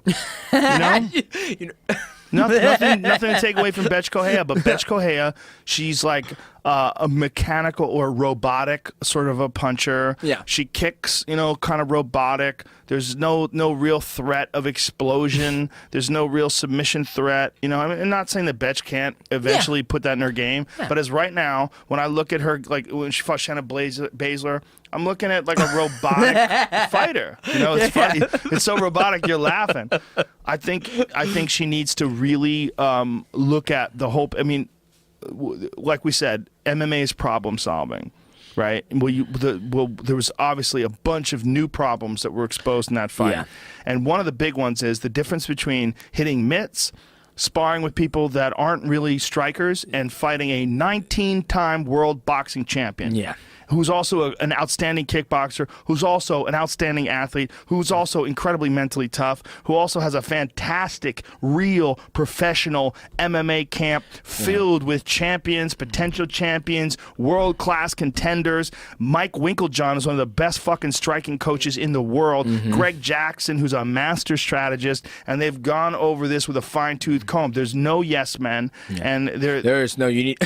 Yeah, when you hear, and that's the thing too. I guess when you heard Harvey Holmes say, like, there was a couple of times I got into the gym and I would just cry, just cry. That's not gonna win me the world championship, and then she'll come back. And I'm not saying, I don't know if Ronda Rousey has ever felt that way. If she's like, I'm not gonna build, that's not gonna beat Holly Holm. You know what I mean? Yeah. But it's almost like when you bring up how many people she's been training with, Winkeljohn, in the different aspect of mixed martial arts. She has different types of fighter there. John Dotson's there. Carlos Condit, John Jones has been there. So she's surrounded by other fighters.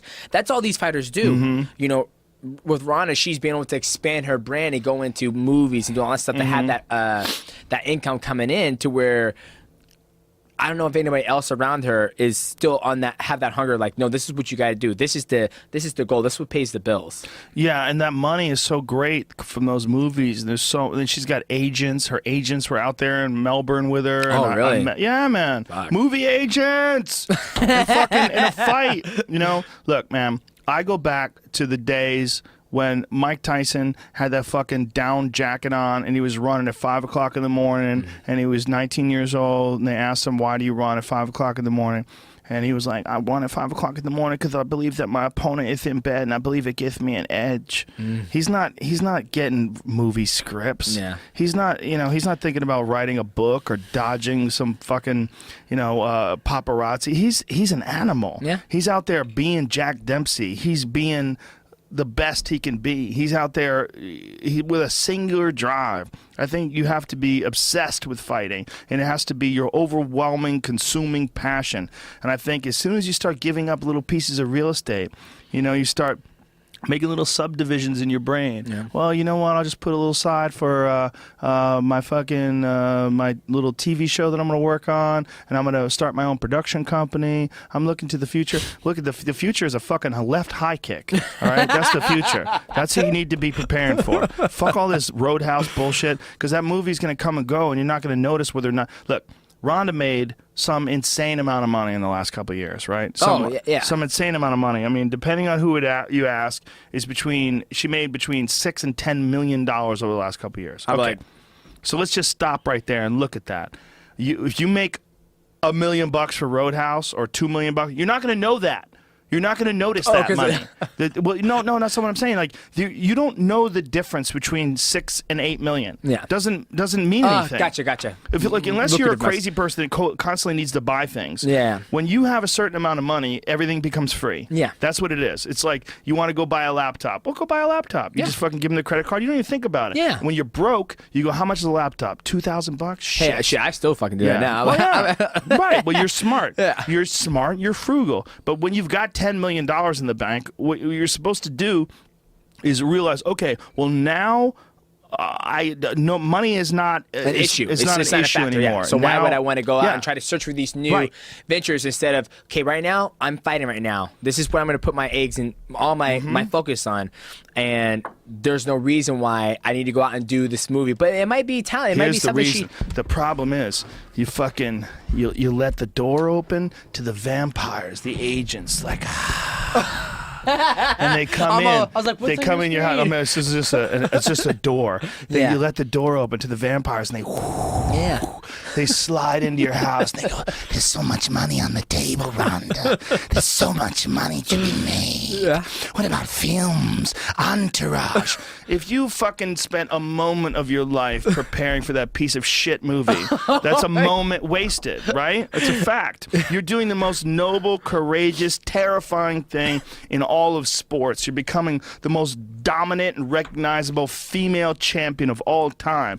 To spend any time away from that doing some shitty movie, some nonsense agent-created catastrophe of culture, that's a waste. It's a waste. But there's a lot of money in that waste. You might make $500,000. Yeah. You might make $1 million. Who knows what you make?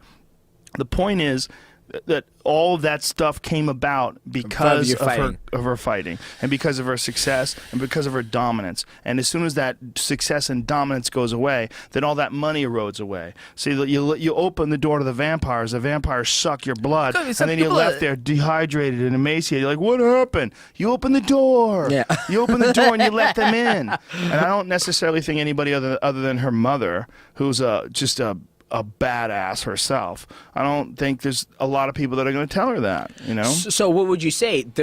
So here's a good example. So does Ron leave that door closed and be like, you know what? No, I'm going to focus on fighting him. And they'll be like, well, this door's never going to be opened again. And let's say the only way that door is really open now, honestly, is if she wins. Right now, that door's not open anymore. No, I mean, I'm saying though, like let's say after the Betch Carrera fight, she never did Entourage. She never did Fast and Furious 7. She just kept on fighting. And let's say she's the greatest. She beat Anderson Silva's record. She's defended the title 50 times. And let's say she missed the opportunity to open that door. But the money she's made on fighting. Just the money she's made on fighting is insane. Well, yeah, because she's get pay-per-view, so yeah. She's in a different stratosphere because there's never been a woman that's been dominant like that, that's been a world-class fighter, that's appeared like in all these Metro PCS commercials. Yeah. Like all that shit's fine. It's when you start going off into movies. I have, okay. Who else has been like her? There's no one. No one's been like her, right? So she's made all that money just from fighting. Yeah.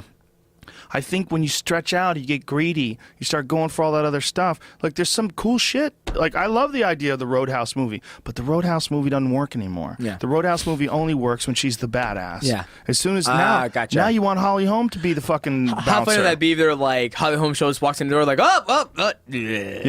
Rhonda, we need to talk to you for a moment. The fucking vampires are all pull her aside. You know, well, we've looked at your Q rating. You know, there's like a Q rating thing. There's like this fucking guy that I know who's an actor. He's a nice guy, but he's a fucking idiot.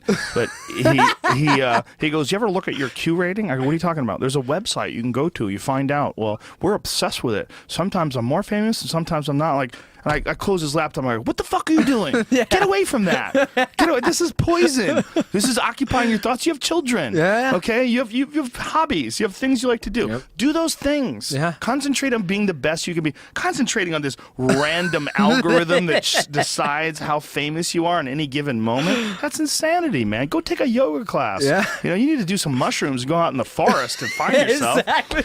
You need to take him. That's what you need. He's too hard. He's too much. He's got a lot of Jesus in his head too. There's a lot going on with this one particular dude, but this idea that you concentrate on what got you to the dance. Yeah. And what got Rhonda to the dance is this singular focus that she had in judo, which made her this dominant judo fighter, right? And then she enters into MMA, and there was no grappler that could fuck with her, man. She's hip tossing bitches. She's throwing them on their heads. I mean, she was just so spectacular with her arm bars.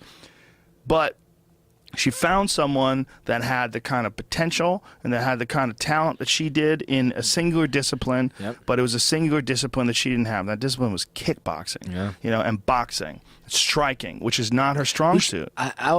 See, that's the thing. Like, I always like to try to be open with all the fighters. You know, I asked TJ, like, you know, how you feel about sparring and all stuff. I like to ask her, like, how much kickboxing do you do on a daily basis? Like, just, do you ever do any kickboxing? I still take classes. You know, when there's classes going on at AMC, I take Muay Thai classes and good for you, man. all good that for stuff you. because That's how you get better. I always feel that there's something I can still learn, even though how many fights, or even Brazilian Jiu-Jitsu, I just put on the gi.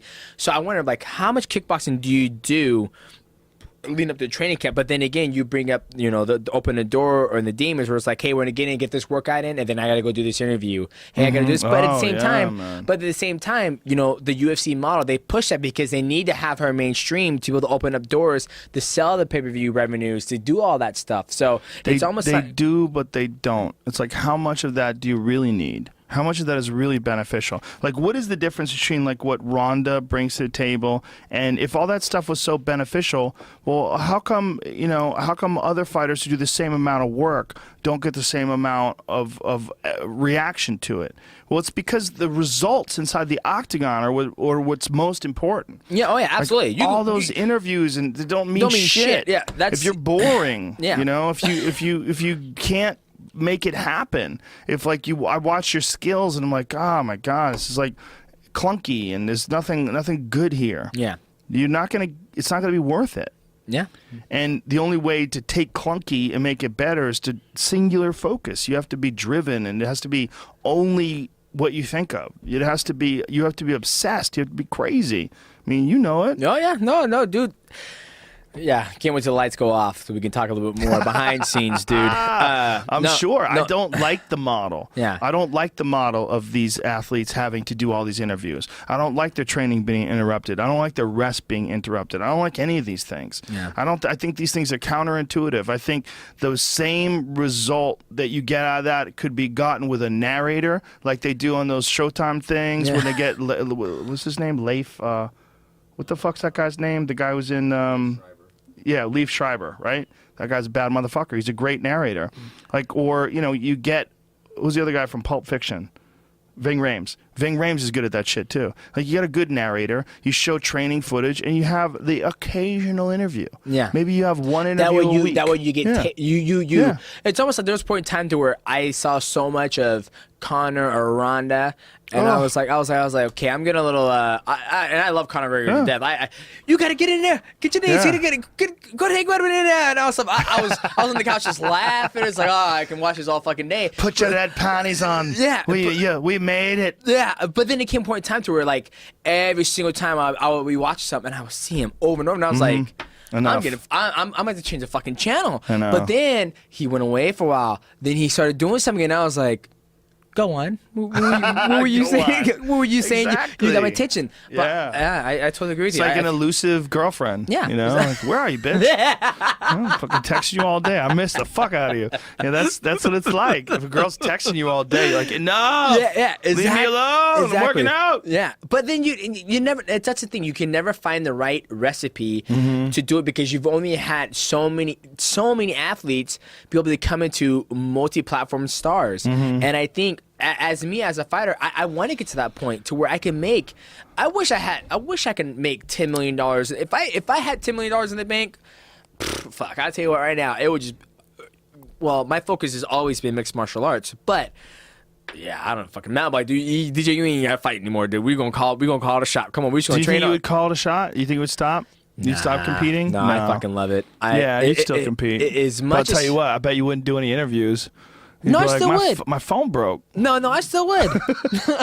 DJ keeps breaking his phones. No, I still would. I think, in reality, when I tell people when I jumped in this sport, it was not to make money. It was not to. There was no 125. There was no 135 or 45 or 55. I didn't even know about the UFC when I first did it. I saw The Ultimate Fighter, but it was Forrest Griffin and Rashad Evans and those guys working out. So there was no little guy running around. I didn't even know about Shuto. Didn't even know about Japan. Well, for the longest time, 155 was the lightest weight class for the longest time. Exactly. Remember when we didn't even have a 155? Yeah. Remember when there was a 170? Yeah, fucking Sean Shark fighting GSP. Yeah. So there was no where like. There wasn't even a 55. Yeah. That was recently. Yeah, but now you have people like, they get out of high school, I'm going to be a professional fighter. Yeah. Motherfucker, you know what that takes. You know how much money you're going to make. You know homeboy at McDonald's is making more money than you, and you consider yourself a professional fighter. And that's where, like, I didn't have that. So that's why I think, like, my insight on, oh, am I going to win or lose? I think that helps me to where now they built this model to where it's like, you can be a UFC fighter, professional fighter, and you can do all these great things, which is absolutely amazing. I'm not bagging on that model at all because it's giving me the opportunity to sit here in front of you and have this conversation for me and my wife to be able to travel the world and see things. But I think that people really need to look at it and dissect it before they jump all into it. Yeah, and I think one of the more devastating things about this Reebok situation is that fighters can't make money outside of their paycheck. I want to elaborate on that.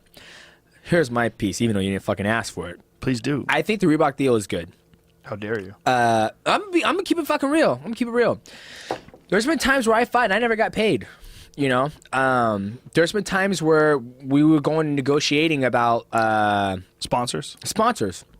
One time there was a point in time where Xbox had told me, like, dude, we have nothing for you. I mean, we have, there's nothing we can give to you. And I was like, all right, well. Xbox. This This is after you already had a contract with them? I never had a contract with those guys. So they would just pay you fight to fight? Fight to fight, yeah. It was, and that's the thing. People think when we have the Xbox sponsorship, you're directly working with fucking Bill Gates. You're not. Right. So should be. Where you at, Bill? That'd be fucking dope. Like, where you at, Bill? Bill. Nick Diaz style. Where you at, Bill? That's what you have to fight. Yeah. Point to the Xbox logo. Yeah. So there'll be point times where, if there's not something coming up where they can advertise or anything, but there's point times where I take in a fight and I got no sponsorship money whatsoever, and I went out there and I destroyed my opponent. And people were like, "How could you do that? How could you do that?" But in the day, I take a step back and look at it like, this is fighting. I done this to show myself to be the best fighter in the world, and I would do it because I'm fishing. I'm hoping that one day they're like, dude, we want to set you up and get you taken care of and all that stuff. And it just shows you that I'm not the type of fighter to go out there and snoop around and try to like, hey, you want to sponsor me? Well, that's where some managers come in play, right? Well, no, absolutely, they come into play. But I think the integrity that I had as a human being and as an athlete, that was like, you know what, I've been rocking Xbox the whole entire time, and why am I going to run off and go throw this person on my shorts because they're going to throw me $60,000, and I have because it's $60,000. Well, absolutely, but I have to go out there and finagle with that person. Right. And well, you shouldn't have to. I see what you're saying. Though. I know that, but the last thing I want to do is have my manager do that, because the only person who there's me and there's Matt Hume and there's everybody else. That's my manager, my trainer, my soul. He does all that stuff. Well, that's interesting because that's rare. Most guys have like a manager, or a lot of guys have a manager. Yeah. Yeah, but Matt is a trainer as well as a manager, as well as, I mean, he's kind of like an you just have a very fortunate situation. Yeah. Well, and I like it that way because I trust him. He wants the best for Demetrius Johnson. Right. And I want the best for Matt Hume. And so the last thing I want doing is having fucking Matt running around town trying to scheme me. I totally understand that. And now with Reebok deal, we don't have to worry about that. Don't get me wrong, it is fucked up for somebody to have their first professional fight making $2,500. They can make more money from fucking McDonald's sponsorship for chicken McNuggets than they have $1 special going on. Well, it's guys like Brendan Schaub that were making more than $100,000 a fight. I would like to see the paycheck for that. I saw it. Oh, okay. I saw all his financials. Well, there we go. I asked him because he was telling me this, and I said, I can't say that I know that you did this unless you give me all your financials. Yep, so absolutely. he sent me all his financials. He made $140 for one of his fights in sponsors. $140,000. How about Vitor, man? Vitor's losing millions. Really? According to his wife, who I have no reason to doubt, he's losing millions of dollars. Hey, see, that's why I think they should come out straight up and be like, dude, you know what? When Reebok deal first came out, like I said, the one thing I love about the Reebok deal is that I don't have to run around and try to finagle with anybody. I appreciate that. If I was making millions and millions of dollars as sponsorship, I would fucking come out and be like, yeah, you'd hate it. Hey, Dana White, I know you got, the sports being all, great and stuff, but I'm making $2 million on sponsorships. You don't fucking believe me? Here's the paycheck. I'll post this bitch online to show the whole world that, yes, Reebok's all good and stuff, but I'm missing $2 million. So you tell me what's right for the fighters and what's right for the sport. In all honesty, I don't think the UFC knew how much fighters were making. That's one of the reasons why Dana was saying that Brendan Schaub was a liar. I don't think he knew. Well, and that he knows now. Well, he knows. I mean, I don't think they knew. I think they made a mistake in that regard. And I think that, their idea was that this is a gigantic sponsor that's going to up the profile of the sport. Yeah, absolutely. I honestly, true-heartedly believe that when the UFC went into deal, or even Reebok went into deal with Reebok, when UFC and Reebok shook hands, I think it was for the better of the sport, better for the fighters. I don't think that anyone was like, Joe, what's he doing? He didn't do any of that. Well, if he did, he'd probably be way more paranoid. Well, I don't know. Trust me. But I feel that when they went into that, they were hoping for the best. Yes. For both sides, for the fighters and the UFC and the sport itself. No, I don't think they would ever do something they thought would hurt the UFC or hurt the fighters. Yeah. I just think that it probably should have been investigated a little bit more thoroughly, and it probably should have been it should have been handled a little bit more competently. Then you wouldn't have Anderson Aldo T-shirts. You wouldn't have Anthony Pettis being called the fucking mauler on their website. Hey, somebody just found out that I had shirts on there. So some dude was like, dude, I can't find your shirts on there. I was like, I don't know. Then I looked and I was like, hell, here they are. He goes, I've been looking all fucking day and I can't even find them. Schaub won't even sign the deal. They keep coming to him to sign the deal. He's like, not interested. I didn't sign a deal. Yeah, well, they won't send his stuff. They won't sell his stuff unless he signs a deal, and he just won't do it. Good for him. I mean, Yeah. at the end of the He's day, most likely going to retire anyway, but he did retire, didn't he? sort of, kind of. Oh.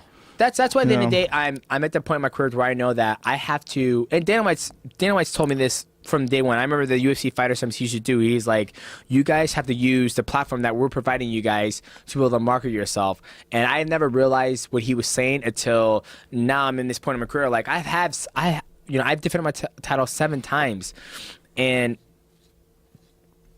I always refer to myself as a redheaded stepchild that I don't get the same type of publicity as other fighters do, which I'm totally fine with it. Well, what's interesting is like a guy like Connor's only 20 pounds heavier than you.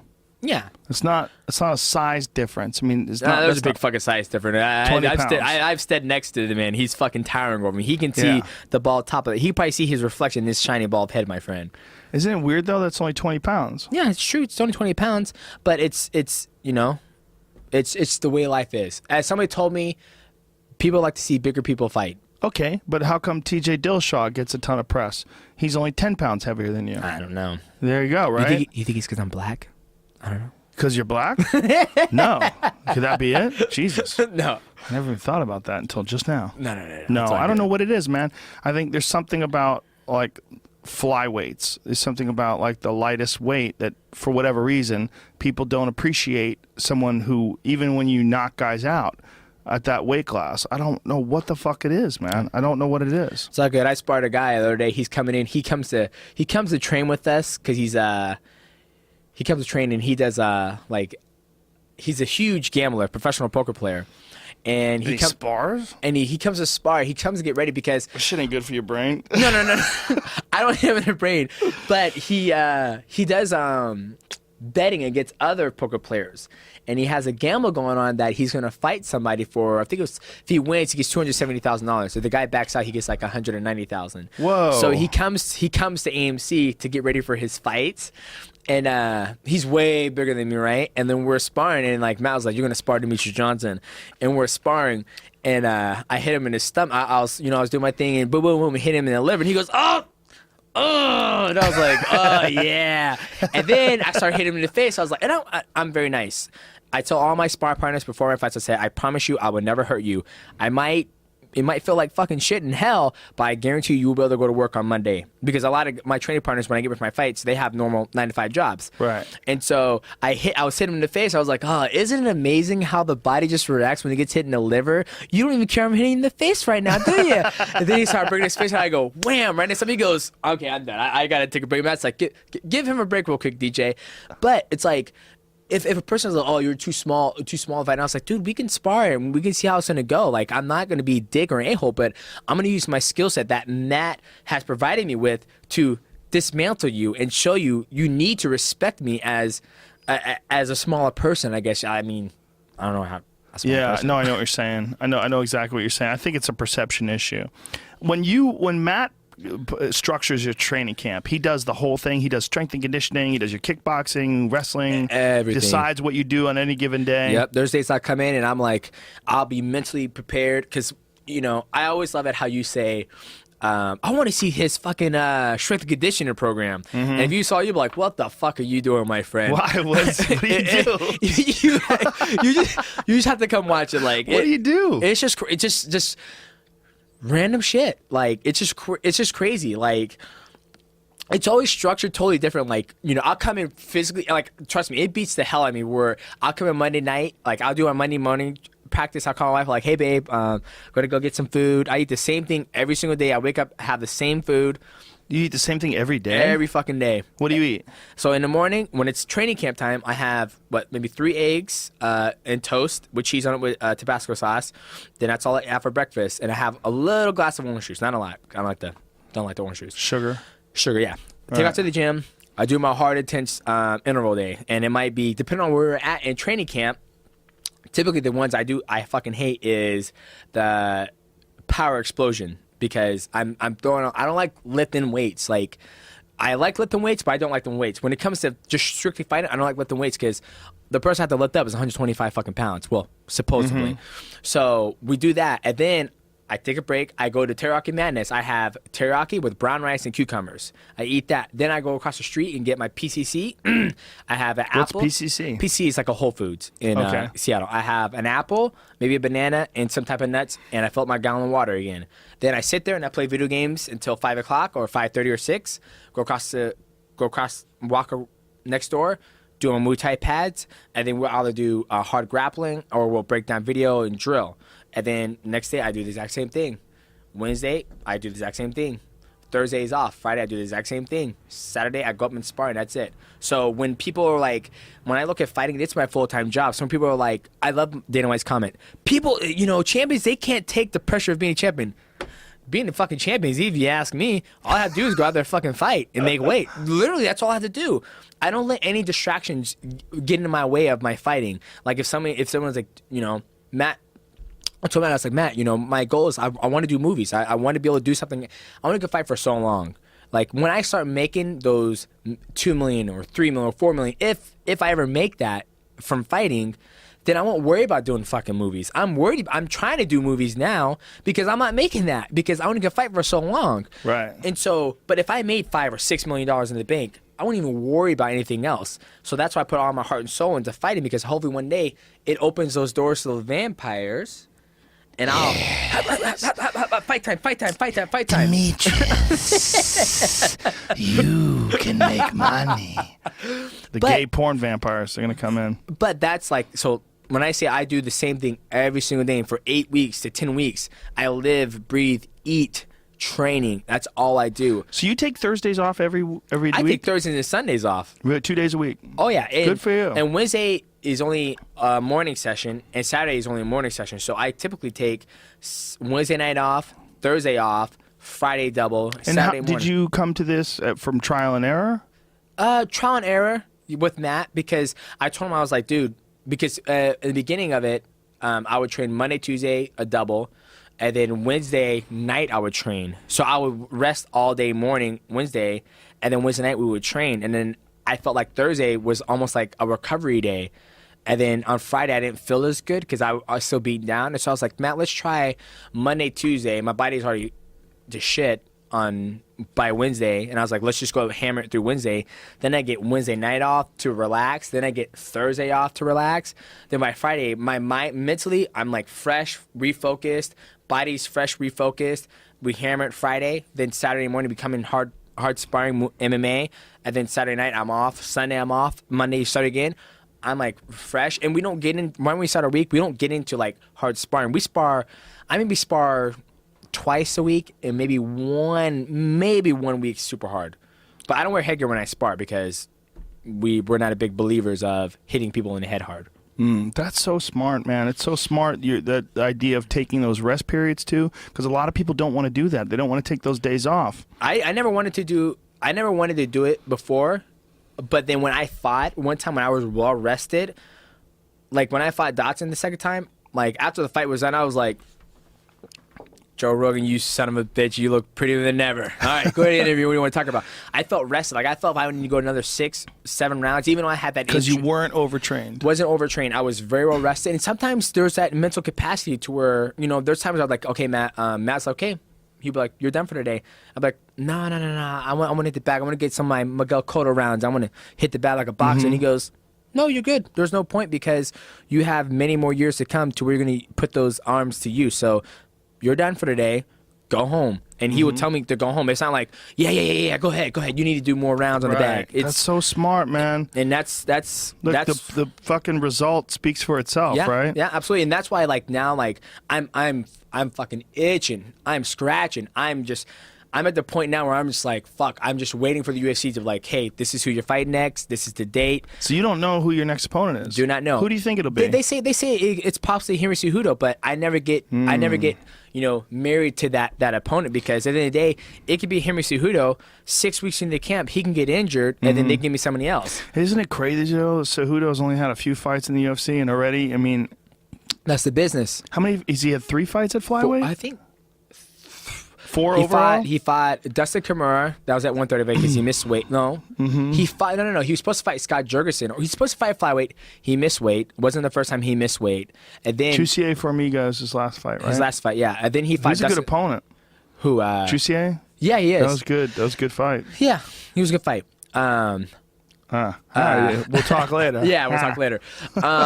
When he fought Dustin Kimura at 135, beat him, and then he went down to 135 again. Then he fought shit, I can't remember who he fought. He fought Chris Curry also beat him. Chico Camus beat him. Jussier Formiga beat him. So he's on a 4-fight win streak. 3 fights in my win. Did he fight Chico at 35 or 25? 25. Chico Camus is 25. Chico was a good fucking fight, man. Chico's crafty. Yeah, for him not being a wrestler, he has the best takedown defense for wrestling. But he's very slick. But it's only, that's the thing. I was like, yes, he has. People are like, oh man, do you think you get taken down? I was like, probably, because my fighting style is totally different from Chico Camus. Chico Camus, he likes to defend the takedowns, and he's 100% successful defending because he's only defending. When I'm going to defend a takedown, I'm going to be looking to fucking elbow you and knee you, which is going to give up my hips. So there's like people are like, one of the things I love about Matt, he says, you're going to make mistakes in a fight, Demetrius, or DJ. He calls me Deej. You're going to make mistakes in the fights, but it's about how you recover from the mistakes what makes a huge difference. So if I get taken down, I'm like, I got taken down. Fuck, I'm screwed. Oh, now I got to get off my back. That takedown was humongous in the scorecards and in the judges' eyes. But if I get taken down, I'm like, okay, I got taken down. Perfect. You got me. Okay, I'm pushing your head down. Okay, I'm getting up.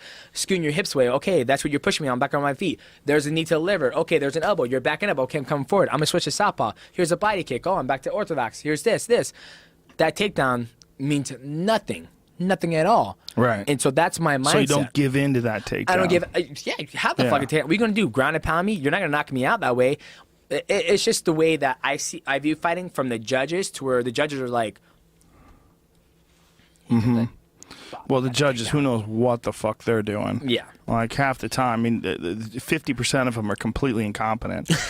Chuck Liddell told me this once. Is a really interesting thing. He said one of the most important things is if you get taken down, the moment you feel your back touch the ground, you have to explode. Yeah. He goes, guys rest. They go, fuck, the guy took me down, and they just work from there. He goes, you can't do that. The moment your back touches the ground, you have to immediately be trying to pummel, get that underhook, get back up to your feet. He goes, you can't wait. You can't wait. It's those split-second moments, the difference between taking a breath and then now the guy's pinned down on you, side control or in half guard, the weight, Wait till I said, I remember the first time I fought Brad Pickett. Well, not the first time, the only time I fought Brad Pickett, and I was holding him like this. Holding him, and Matt, when we got back home from the fight, and after my broken hand healed and he ran over the fight, when he goes, we're watching the fight, and he goes, garbage. Garbage. What are you doing there? Are you going to get up, or are you just holding him to your chest? Garbage. And so that's how I was raised. Like, I almost see, like, people are like, the other day someone was like, do you have a college education? I'm like, yes, I do. I have a college education in University of AMC, School of Hard Knocks, because that's how it was. Like, Matt would, like, I would win my amateur fights, and Matt would just in the gym. I'd come in, and he would just beat me up. He would like, dude, we're gonna spar, and we would spar, and he would literally beat me up. And at one point, I was like, I think he's mad at me. Like, did I do something wrong? And then, like, when I got in the WC and the UFC, like, I went against Kiyamoto. Then I'll come back to the gym, and we'll fight, and he would beat the hell out of me. I'm like, what the fuck? I'll come home, like, babe, I think Matt's mad at me. Did I post anything? That was wrong? I look at my tweets, I'm like, everything's good. I didn't cuss or anything. I'm good. He just wants to keep you hungry. He keeps me hungry and humble. He goes, I have to. He goes, you're on top of the world right now. He goes, I need to break you back that and let you know you don't know shit about fighting, dude. Seriously, that's how it was. He goes, you don't know shit. And what does he say now? Like after the Dodson fight, good job. Now get back to work. Good. He says good job, and there's things we need to work on. And I'm way worse than he is now. He's like, dude, you need to be excited. You need to celebrate your friends. I'm like, nah, I should have fucking finished him. I had the gas tank, I had the cardio, I had the skill set to finish him, and I didn't get the job done. And he goes, yes, I know, because I'm like that. Like, there's one, when I was at that fight, if I was walking out, I was like, that fight was shit. That was a shitty ass fight. And I'm walking, and Fierce's like, yeah, did we just come on, come on, have fun. I'm just like, fucking fight was shitty. I don't give a fuck what nobody says. Matt goes, you need to celebrate with your fans. You need to be happy. Even when I like that just being I was like, that took too long, and that's how it should be. Like I am my worst critic because I know what I am capable of, and I know how hard I train, and Matt knows how hard I train. But so now it's kind of vice versa. He's beat me down so much to where now, like, my wife's like, you're such a Debbie Downer, even though you fucking just won. Like, you don't even know how to celebrate. I'm like, sorry, she don't sound like that in real life. She don't sound like that, but that's how it is, and so that's why I'm just a humble guy. So that's why I always want to strive for better. Like, even at the Dotsa fight, I was happy. Don't get me wrong, because I know how dangerous it was, and how much shit he was talking, and how the UFC, like, when I saw the preview, the higher ups showed me the preview, and then it showed Dotson dropping me, and I'm all falling back like this, like I had no chance, and I go, okay, guys, I love what you're trying to do here, trying to sell the fight, but why the fuck are you guys showing Dotson drop me 3 times? He goes, dude, we need to make it show the public that you have a chance to lose. And I was like, yeah, I'm not about that model, guys. I'm not a big fan of your guys' trailer. And I told them straight up, and they're like, well, I don't know what to tell you. So after that fight, I was very happy, very confident where my skill set is in my head and physically. Well, the results speak for themselves, man. I mean, that displeasure in even your great performances, like this constant striving for perfection. Yeah, that's what's made you the best pound-for-pound fighter in the world, man. Yeah, keep it up. No, don't worry, I'm trying. Keep it up, brother. I'm just waiting. I told Matt, and the hardest thing you find is that as I get older, I'm 29, and I don't try to take any supplements at all because you can never tell what's in them, and what is code. Like Chael said, I don't have a fucking list what's banned from USADA. Well, we had Jeff Nowitzki in, and we went over the list of all the stuff that they sell at like GNC that turns out to be steroids. Half the shit was probably fucking everything. You see, it's incredible. And when people were like, "Oh man," when I see people on Instagram, "Oh, this fucking pre-workout's got me." Yeah, that pre-workout shit's got roids in it, bitch. I was like, I don't even know what pre-workout is. Those hard dick pills they sell at gas stations. A lot of those are steroids too, it turns out. There's a lot of steroids out there. So, because they can just sell them and then they get pulled off the shelves and they just come back with a new company name and sell some more shit. Yep, and that's why I try not, I don't take no protein at all. And so you get all your supplements from food? From food. I just eat food. That's it. Again, the results speak for themselves, man. And then when it comes time to, as I get older, I'm trying to find ways to preserve my body longer to where I'm not in the gym. I'm in the gym learning. So I'm up to the gym like 2 days a week trying to learn and drill and do all the stuff because I've already put the time in of learning so much training with Matt, in my amateur days and my jiu-jitsu days, to where now I'm like, when it comes to fight time, I actually learn more when I'm getting ready for my fights because I'm in a gym 8 weeks straight just training. You can go so much over your next opponent to where it's like, fuck, let's work on something new. Right. To whereas now I'm at the point where I'm trying to figure out how do I preserve my body to when it comes time for camp, it's like, okay, when I start camp, what's your weight at? Oh, I'm already at 141. He goes, that's pretty low. And I'm like, well, I'm not at home getting fat. I'm working out, lifting, working on my strength. Right. So that's the hardest part I'm fighting in my career, to where it's like I have to wait on somebody else to be successful in this sport for me to be able to fight again.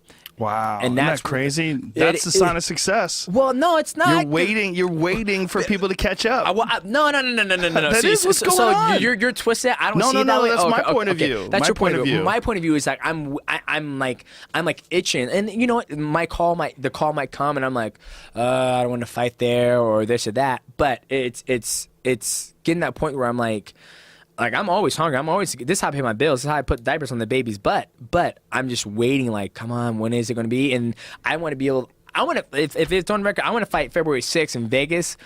Vegas. It's on record, ladies and gentlemen. Yeah, they won't answer. They won't let me have that. We're out of time, brother. We just did 3 hours. Oh, Just shit. flew by. There we Isn't go. that crazy? There we go. Flew by. I had to pee once. Only once. Amazing. And you, 0. Yeah, I'm good, man. I'm having a coffee right now too. Good for So you. My bladder's insane right now. I've trained it. It's like your endurance. Yeah, there you go. Well, listen, thank you, brother. I really appreciate you coming in here. Let's do this again. Let's do it. We'll do it again. We'll promote the next fight next time when you're about to fight. Yeah, sounds good. My pleasure. Thank you, sir. Thank you.